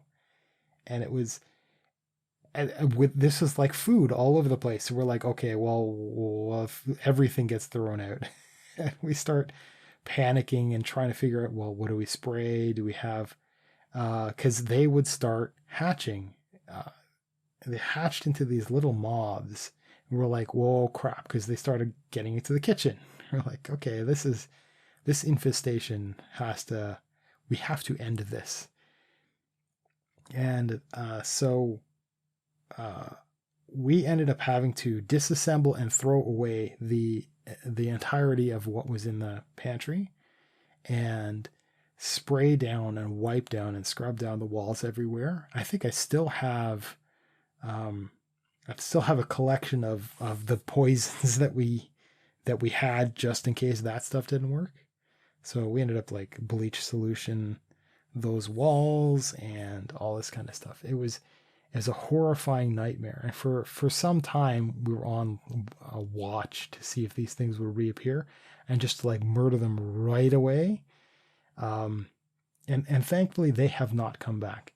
And I'm trying to remember what the name of these moths are. I think they are actually called pantry moths, but I don't know what the technical name is. But we never got them properly identified or anything like that. And we couldn't get proper photographs at the time, at least. And this was some years ago now. And so it's like, and the reason I suspect all this candy is that the chocolate does go bad after a while. Like, so if you open up one of these chocolate packages, all the chocolate is white. I think it was just the air conditioning cut out a couple of times over the years, right? And maybe it got too hot in the house and it wrecked the chocolate. I know that's a thing. At any rate, I peeled back one of the wrappers and I could actually see one of them like right there.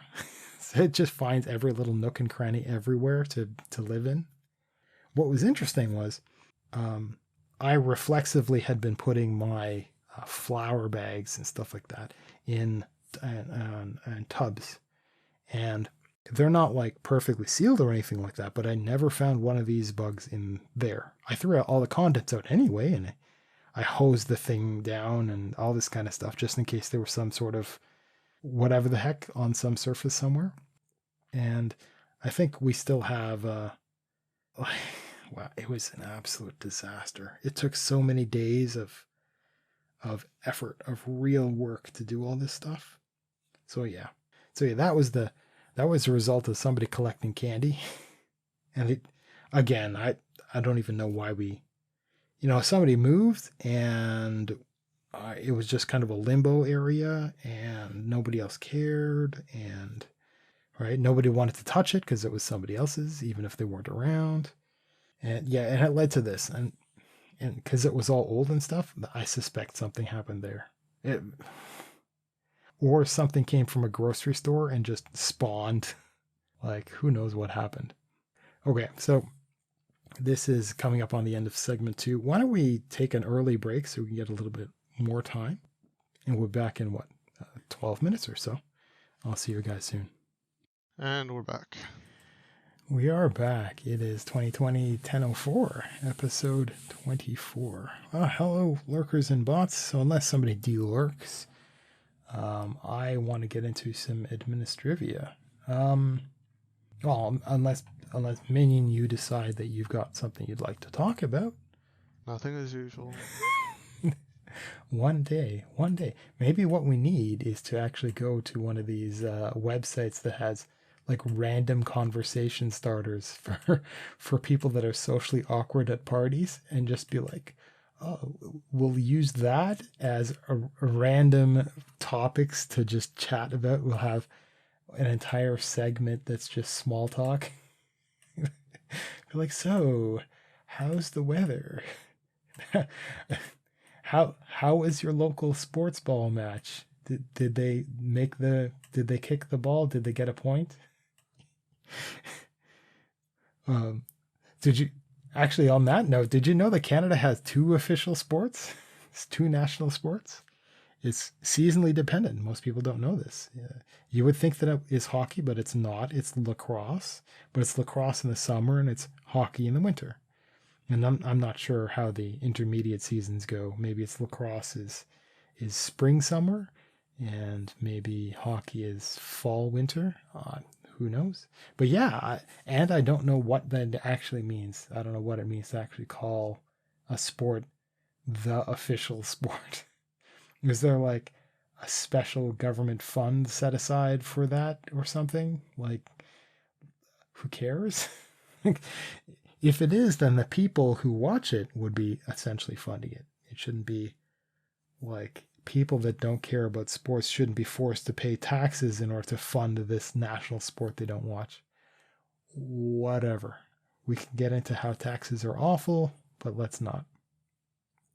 Okay, that was random. So I am almost to a point when I am set on the set of there's in audio editing, there's something called dry and wet. So the dry side of stuff for an audio track is the untouched original stuff. Okay. More specifically, it's the stuff that hasn't had track-wide modifications on it. The wet side is when you do a pass for something like equalization or normalization, amplification, and when you start doing other subtleties like that. That's the wet side. So I was learning about how to make those track-wide changes. And it's important to have track-wide stuff that's pretty smart. And we've got really good tools. I might start applying them per segment separately, just in case there's some sort of tone change that happens between segments, but it should be pretty reasonable.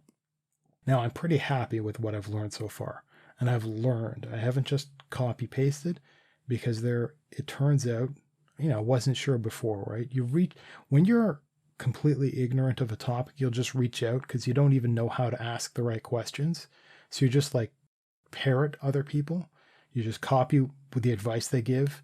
And the problem is you might be going to the wrong people, and they might not be articulate, and you might misunderstand, and it might not apply to you. So there's all kinds of problems that can happen. So I've been wow, it's a good like 10. So it's like a month and a half or something that I've been kind of making this a project of mine to learn this stuff. And I've been actually learning as opposed to just taking advice.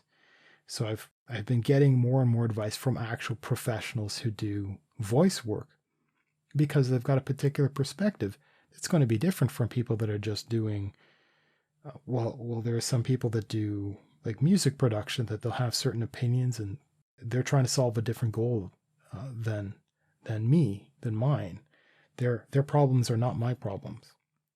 And so I'm pleased with where I am, because I know enough and I've applied enough, and it seems to be working out. Now, I don't have either the equipment or the ear to really hear and understand what the actions that I'm taking, what they're actually doing. But as I understand, there are people who have quality equipment and quality ears which is not me, and it's definitely not Minion, who thinks who I'll just think say you sound weird, but not actually tell you how bad it is. yeah, I mean, like, I tried to fix one guy's problem, but another guy told me to shut up. So this one's okay. Let's have fun with weird voices. I talked an entire episode, entire show through a webcam microphone. Like, but that's what prompted me. I took that nightmare, and that's what prompted me to learn about doing audio editing.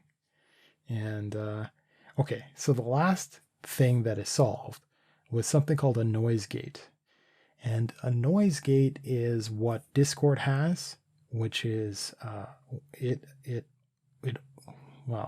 it's a door opening and closing. So there are thresholds of volume, and when the volume is high enough, it opens the gate so that the sound is recorded, is sent out. So otherwise it turns the microphone off completely. So the background noise that happens is gone because it's not loud enough. And all these settings can be fiddled with quite well. So I have actually, because I'm able to massage the audio in certain ways, I can guarantee that voice ranges are within certain volume levels. And that's really useful, because then I can apply a noise gate on that. And that means that between sentences, there is a moment, and those moments you would hear me breathe. And I was resigned to accepting that. It's actually not bad, as long as I don't have too many gigantic plosives, which I'm going to talk about soon. Anyhow, the noise gate actually notices these things, and it will mute those things. And it mutes them in a special way so that I'm not cutting off words. So it's actually really effective.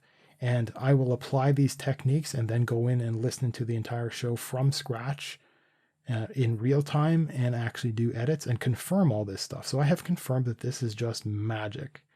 And it has cleaned up everything. Now, that means that if there is background noise, like traffic or something like that, and noise reduction doesn't do enough, so there's still a little bit in there, it's only in the moments when I'm talking. And so I tend to drown that stuff out. It tends to be less distracting because it's not the constant background noise that happens between sentences. That's working out fantastic. So there's that. And there's some other techniques that make the audio more suitable to, like, a headphone listener, for example. So cleaning it up, removing the stereo components, because that's not necessary. That can be added back in, like Minion. If you end up uploading this stuff and it ends up, your video editing ends up turning it back into stereo for some reason, or YouTube decides to process it and make it as like joint stereo MP3 or something like that, it doesn't matter, because it's just going to be provided as a mono track, and if they turn it into stereo, it's just going to be duplicating it, so the left and right are going to be 100% the same anyway. But it's stuff like that improves listening quality. Now, it's going to horrify a lot of people to learn this stuff. I've known about this stuff for a long time, but it offends me. So there are, if in pure audio format, the audio quality would be something like an MP3 96K, which is horrifying for somebody who listens to MP3s as music, because you want it to be like 192 or variable bit rate, with the ceiling at 320, probably, depending on what your quality settings are, right? And that number matters. I can't hear it. I can't hear it over 192. Between 128 and 192, it's iffy. But it's possible for as long as you really know. But for podcasts, for pure audio with no music, you can probably get away with 64, but 96 is nice and comfortable. 128 if you have occasional background music or something like that and you want it to be nice and clear. But it's weird, like, learning more about this technical stuff. It's this is the kind of stuff that would be the gentle improvements that, I mean, this is the stuff a podcasting class would kind of force without explanation. But like I said before, I knew this was going to be a learning experience, this entire podcasting thing. And even if Minion doesn't learn a damn thing, at least I'm learning a whole bunch of stuff. But I'm learning it in such a. I passively learn things. To, I'll pick up things if I've seen it once or twice before, and then I'll try it. I'll see if I can integrate it or not. Okay, that doesn't seem to apply to this particular project of ours. Like, I see that you actually have segment 3 in there, but no overall show timer. It doesn't matter for the third segment, but so the tiny improvements. I mean, this is something that you could write down. That this kind of little thing. But now we're getting a lot of words, and it's all black and white. And yeah, it's really cluttered and such. Yeah, it's not lined up. So I have to fine tune it and everything. Mm-hmm. So you have to start thinking about style and colors. And do you want to go to Fiverr.com and hire somebody to give you a logo? do you want to just doodle something in MS Paint? It's not. It's you, so it's not like. I mean, people aren't necessarily going to be forgiving. But they'll kind of be like, yeah, okay, well, it's Minions, so of course it's going to be kind of shitty. But, he's trying. It's adorable. So you can do it badly. So if you want to doodle something by hand and then discover the file sizes and the dimensions, the resolution dimensions, as well as file sizes and any other restrictions for like the YouTube channel logo and the header and the Twitch logo and your thumbnail, like start going and exploring that stuff and just try, and all these systems will tell you when you are wrong, or they will try to cope, but actually like figure it out, actually start doing this stuff. Like I said, man, 15 minutes a day. Just try for 15 minutes a day, and then try to make it the same 15 minutes in the same part of the day every day. And then you can start kind of like pushing it a little bit more, right? I'm still not even asking you for 80-20. Just like at least do the 80. But we don't, that's the problem. Everything is kind of 20 because we're still exploring what the heck is going on. Or at least I am. Anyway. So there's stuff that can be improved always. So I'm still, I don't know that there's anything on my plate to learn in terms of doing that wet side of stuff, that actual track wide processing. I've got one problem. It appears to be an ongoing bug with Audacity that doesn't let me apply one particular, it doesn't, like the noise gate doesn't work when I'm picking a huge amount of space. And it's not like I'm running out of memory. Like, I can fit the entirety of this Audacity project in, I can't even count how many times I can duplicate it in memory. When I got this computer, it's not a top of the line computer, but it's got top of the line for memory. I'm not running out. And so, but apparently it just kind of like dies. It just does not complete that action. It's very strange. No error, no nothing. So other than that, I could share everything that I've got so far. And it's just like 5 lines of text. Just use Audacity, this version, and copy this file over here. And then, this is how you pull it from the menu. And now you can do the same stuff I do. There we go. And so it's kind of like providing for some, well, basically our competition, right? Nobody can compete with me because I'm the only me. So I don't really care about sharing the rest of the techniques. The assets would be our artwork, well, your artwork, our particular brand, and me, right? And maybe you if you learn to talk. Who knows? It could happen. Oh yeah, so I already talked about wearing headphones makes us talk louder, which was an incredibly annoying thing. And even right now, I'm kind of tortured. I shouldn't have just been typing in the middle of that sentence. Okay, so I had been learning from one guy. I should probably hunt him down and then share the channel. And he's a really animated, excellent speaker. He's got a nice voice, great presentation, just fantastic videos. And he was going over why even wear headphones, like why wear headphones for when you're when you're in a recording booth. Why wear headphones when you're doing the editing and stuff like that? And what kinds of headphones, stuff like this. And it's like, well, right now, if I had a silent room, which I don't, and if I had a high quality microphone, which I don't, and I were speaking, I were narrating, then the reason I would want to have really well fit headphones is so that the audio that I get doesn't get picked up by the microphone. So if I'm talking, I should be able to hear myself through my headphones, and I don't want a weird feedback loop where the audio from my headphones leaks out past my ears and hits the microphone as well, because that would suck. So there's a reason to have certain kinds of headphones. I just need to have some way of also listening to my voice. I mean, that's really important. So I'll have to figure that out on my end. I'm not sure. I'll figure it out. There's got to be a way. Like, oh, 1 second. Let me see if I can do this. I think I just thought of it right now. I do nano. Okay, so what I would do, listen to this device. Does this work? Haha. I just figured it out. There's a little bit of a delay right now. Yeah, there's a delay. Oh, it doesn't work. It's instant with my headset. So what do you mean with your headset? There's a delay? No, there's no delay. I can hear myself as I talk.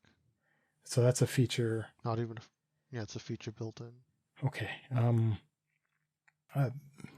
So what I've got is so I've got a Yeti Nano, and it has an actual jack on it where I could plug in what are called monitor headphones, monitoring its input. It will duplicate as output into its jack. So I could wear headphones, I could use the microphone, and I would hear myself. Now, that doesn't make sense if I also need to hear my system audio, for example. So right now I'm hearing Discord as well, so I can hear Minion. So maybe if I set my Yeti up as an audio device, then I could hook myself up to it directly and also use it as a sound output device into a set of headphones. And I would get it all. I can test on my older squeakier pair of headphones, which wouldn't be appropriate, but at least it would tell me if this feature exists. So maybe there's a way. I'm not sure. But this needs to be explored. That's one of the big problems that has to be fixed, because right now it's actually like I can tell my voice is sore, probably because I'm raising it very subtly because I can't hear myself properly. And I suppose, yeah, if I pull them out of my ears just a tiny bit, just like I'll just keep ignoring Minion. This is a little bit better, but it's not correct. It's not correct. So it would be nice to learn how to do things the more authentic way. I could just have Minion in one ear, and I could pipe all the audio in as mono, and then I could listen to myself. Like right now, oh, my ears are wet. Like I was saying earlier, eyes, ears, nose, and mouth are all connected. So when I plug my ears, the earplugs will eventually get wet. So, at any rate, wow. Okay, so I talked about the noise gate, which was fascinating, and a bunch of the other macroing stuff in Audacity. I haven't really gone over that well enough. That would be an entire episode of explaining how well the features work, and it's not something I want to do right now. Hey, here's this other thing. Okay, so I've got all these arms and clamps and stands, because I've been exploring over what is now the years expecting to have some kind of stream or show or something or other. And one of the problems of my monitors, I had talked about this before. So my monitor has a very thin bezel, including at the top, which is what I wanted, because once I get another monitor and another arm, so a 3-monitor setup, my intention is to take the left and right wings and flip them so that they're portrait mode, so that they're rectangles pointed up at the ceiling, and then push them up against the middle monitor. Because I don't want 3 wide screens, I'm going to have the 2 others be, and they can swivel and stuff like that. In case I want to see a movie or something widescreen on one of the wings, I can do that still. But I wanted them to have a thin bezel at the top. And the consequence is, if you teeter a webcam on the top, the notch of the webcam will actually be, it's like having the notch in your phone, right? If you've got that up at the top, you've got this dumb little space that is just blackened out. Well, my monitor's got a webcam kind of blocking up the top of the screen. So that's just dumb. So I had like a stand, I've had arms, and I got a webcam. This is a Logitech 930, I think is what it is. I can't remember, 920. I could be getting that wrong.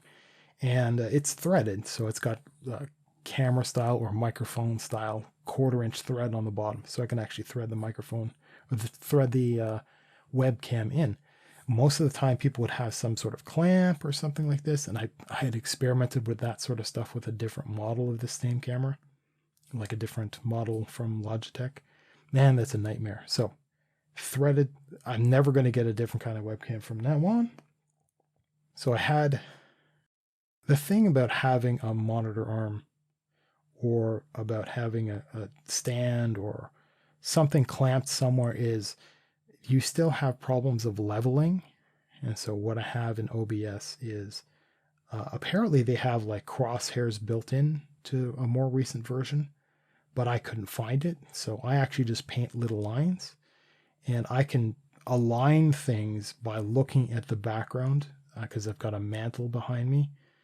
And so I can check the horizontal across that mantle, and I can check the vertical based on the edges of the fireplace. So I can actually get my alignment done well. And it's really annoying to take a camera and wiggle it back and forth and try to figure out how. It was just pissing me off.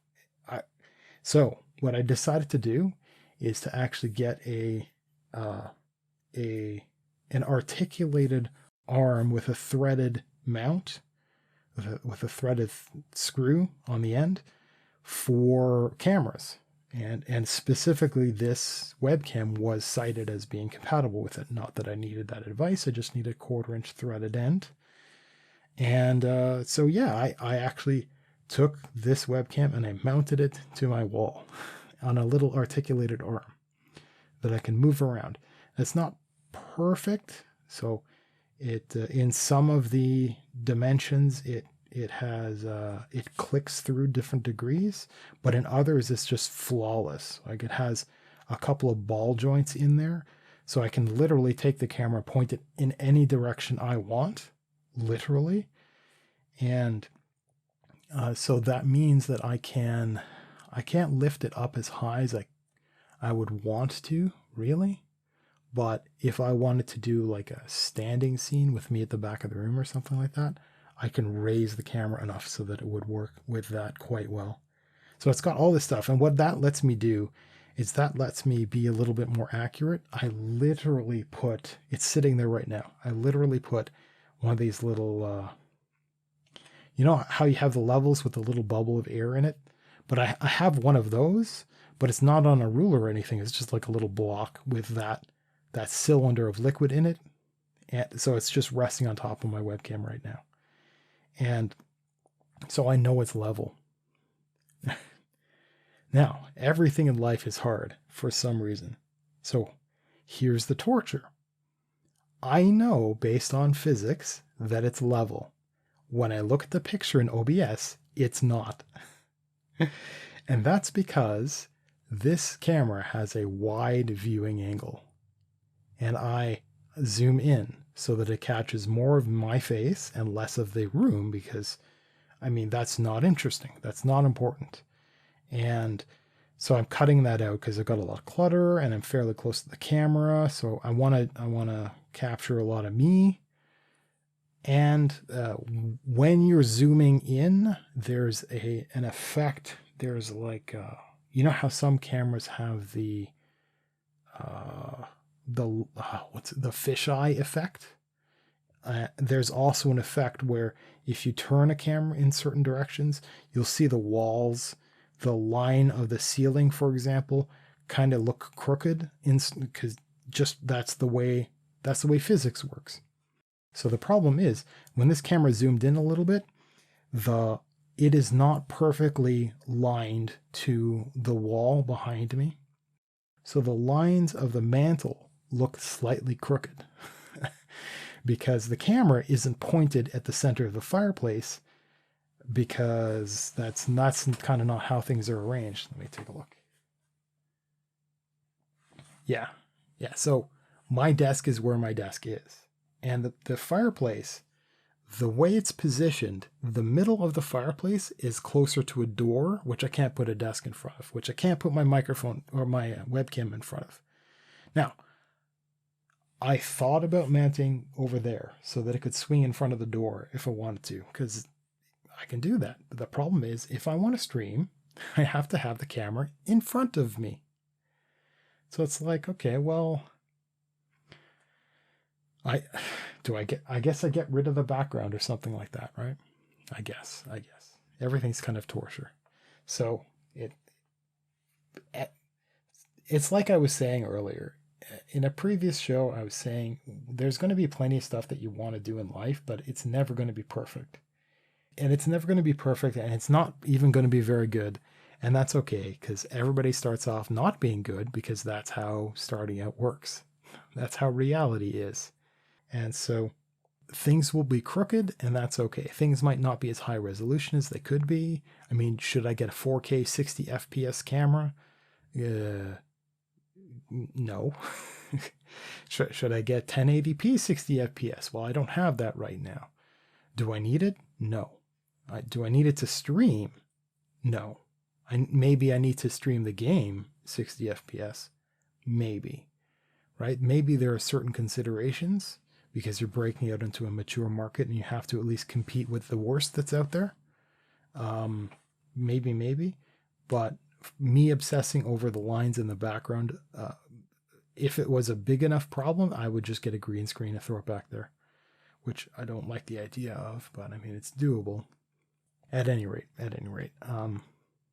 Yeah, so this is the stuff that I like to think about. I probably have to mask out the background somehow or other in order to do streaming, to make myself a little floating head somewhere and then actually play the game. That's something I'm going to explore more seriously for the expansion. And the next question becomes if I can stream our raids, for example, because we're not particularly exciting. It's nothing secret, right? Like, so I know, so for progress, so this is a World of Warcraft Classic guild. So I know the guy alive who's the warlock in that guild. And he has explained that there are rules in the guild regarding how media is recorded and presented to the outside, because what they're doing is part of the gameplay that they are pursuing is in so they work on the end game content, so the raiding content. So they're an extraordinary progression. Hey, who'd have thunk that a guild named Progress is about progression? So they do the extreme end game stuff, and their goal is to do speed runs, to accomplish entire runs of a raid in as short a time as possible. So that's a race, and that's a race that gets, once it's done, it'll get recorded as proof of their victory, and they'll actually run head to head against other guilds. So it's a competition. And so when they're doing practice runs, training runs, none of that stuff gets recorded. Now, I don't have that concern because we're not competing with anybody but ourselves. And, but it becomes a problem of, I would totally want to record the guild master, the raid leader's voice, because he's a very encouraging person. So it's nice, but we have a lot of fun banter and stuff like that. And we're like guild rules, not political, not adult, this kind of stuff. So it's perfectly suited for streaming. I would just need to get everybody's permission. I was the guy who was extremely resistant to people streaming when we were playing. Now I am less concerned, but that would be something interesting, just to show people rating, to show people that stuff. Because I don't know, because right? Who knows? It's just something to do. Because I've done the camera stuff, I've done the streaming stuff before. It would just be nice to do it a little to the game that I'm going to be grinding pretty soon. The game that we're going to be playing, it's worth streaming. I think it's worth streaming. Okay, so I guess the last thing, and maybe we'll just break early because Minion is boring. The last thing I have to talk about is something called vocal technique. And so just like I was talking about how a voice can be sore if you speak with your ears plugged, because you tend to naturally raise your voice. And it isn't it's a problem for a podcast because it will strain a voice. Okay, so that's where it's a problem. It's not a problem in post because volume levels, so voice volume levels, I've got techniques that will actually fix volume for voices, except for Minion, because Minion will talk like this and get really, really quiet. And me just doing that is probably going to wreck my audio track. God, I hate you, Minion. Why'd you do that? So I've got some audio techniques that will help a little bit for some stuff, but it can't deal with Minion's lion mouse thing, because I have to go in and I have to like massage the volume in the middle of sentences. It's just multiple times throughout a single sentence. So yeah, it's just like a consistent I just need consistency, because nobody's actually thought of anybody who speaks like that. There's no there's no Nyquist plugin for dealing with Minion voice.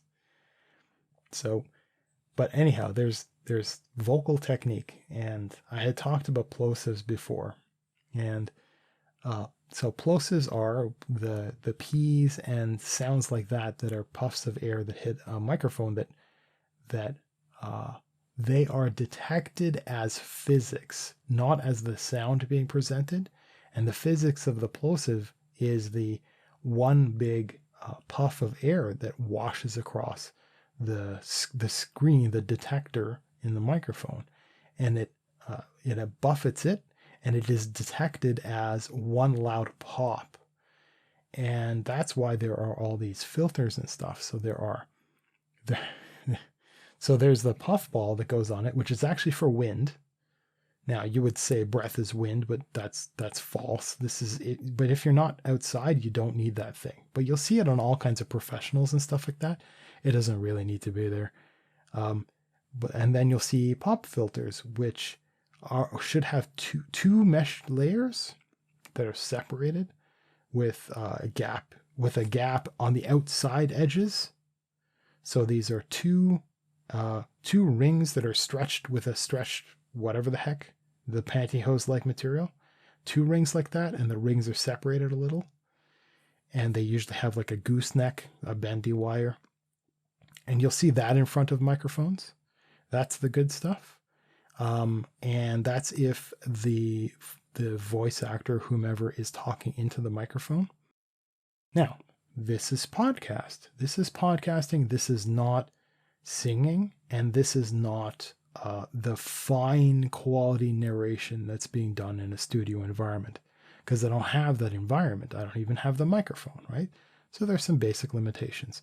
Now that means that I don't have to have the microphone sitting in front of me. I can't, because if I'm going to stream, the mic can't be in front of my face. The entire point of my having a face cam is to have a little floating head that's talking to the audience. And you can't do that with a microphone that takes up a third of that image, because that's what would happen, because you got your microphone there, and then you've got a big pop filter in front of it, which is a giant ring that's going to be bigger than the entire microphone. So literally there's going to be like the across the nose, and it'll cover the entirety of the cheeks, just this big round pop filter. And the clutter of a microphone and the arm, whatever stand or whatever, is going to also be in the picture.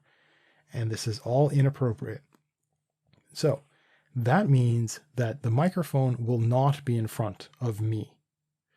That means that it's going to be off to the side. It's going to be out of, probably entirely out of the picture for the webcam, just because of where the camera is positioned and how it's zoomed in on my face. Now, it doesn't matter if the camera does see the microphone. I might have a black background, or I might be able to mask it out or something like that. I don't know. But the idea is, because I'm not in a wind tunnel, and because I don't have the microphone in front of me, my voice is coming out as a big ball out of my mouth, right? And the microphone isn't in front of me, so the wind isn't going right into it. The sound is coming kind of all over the place. So the sound is hitting my microphone. It's not to the side of my head, but it's kind of like 45. So I'm looking at my screen, and the microphone is slightly in front of me and then over to my right. Okay. And so that means my breath isn't going there. So I don't even need a screen. So I don't have a pop filter that's there, which is good, because that means I can see my second monitor a little more easily. I've experimented with it, and I've got the microphone is kind of in the way, but I can still see the other monitor. And that's important, so that I can like move my head and I can see if somebody's chatting, for example. And so it just means that my left eye can see more of that screen. It's a little weird, but it doesn't actually bother me to turn my head. And you know how you get that ghost image where you're seeing past objects? You're seeing through objects because one of your eyes is actually positioned correctly to see the full screen behind it, but the one of your eyes can't. So you kind of get a half object. So I get that, but it doesn't actually influence my literacy or anything like that. It's just kind of neat. So I do have that, but that puts it out of the way. So I don't actually need some of the equipment. I do happen to have a little puff ball there, just because I think that's what people expect. If they do see the microphone, they'll expect to see that on there. But I don't even think I need that at all. But overall, the layout of my desk, etc., means that I can, I'm very free. I don't have much on it. So just a pair of little low-profile desktop speakers, a couple of desk clamps. I happen to have a set of USB chargers kind of there. I got my laptop there, which I don't use, which is for writing, which I haven't done in a long time. Okay, so the getting stuff out of the way can be really, really important for doing something like streaming. So that's why I have a big problem with these gigantic high-backed gamer chairs. It's like, if you're streaming, you don't want that, because you're just you've got more junk that's in the way. Even if because usually they have the high back, the headrest, and that's a little bit wider than the head, with a gigantic brand logo or whatever the heck. Like, they got this chair for free, and it's because it has that advertisement on it.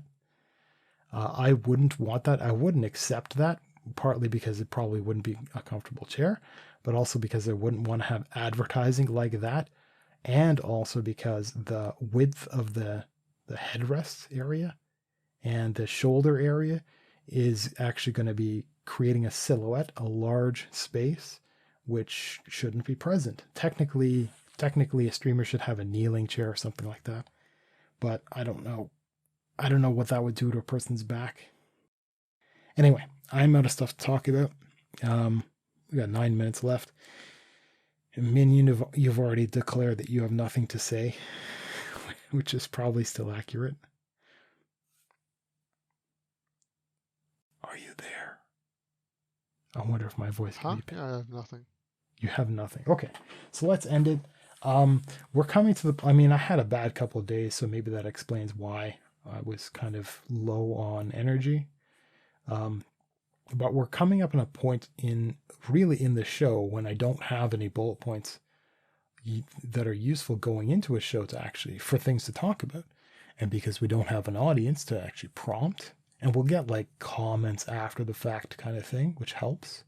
But because we're not collecting anybody live, and because Minion, you haven't figured out what it means to actually start an audience or anything like that.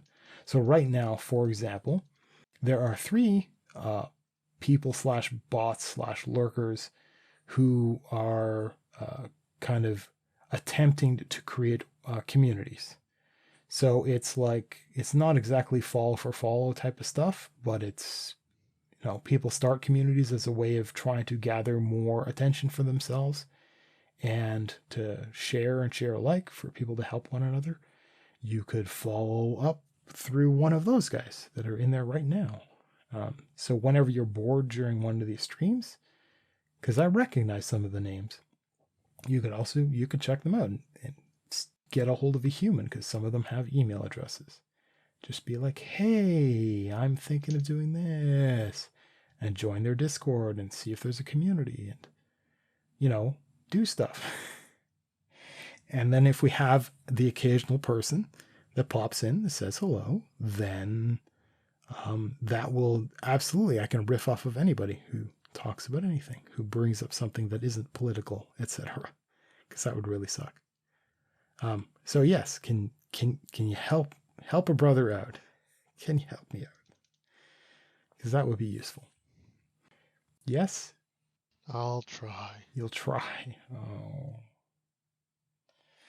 And I gave you like a list of stuff in Discord, and just because you haven't done it or I've said other things doesn't mean, like, you should go back and look at the history of Discord messages and make your to-do list and do your to-do list and all that good stuff. Okay, anyhow, we're going to end the show a little bit early then. It has been 2020 10:04. This is episode 24. You can find us at lucidindifference.com. Oh, thank you for listening.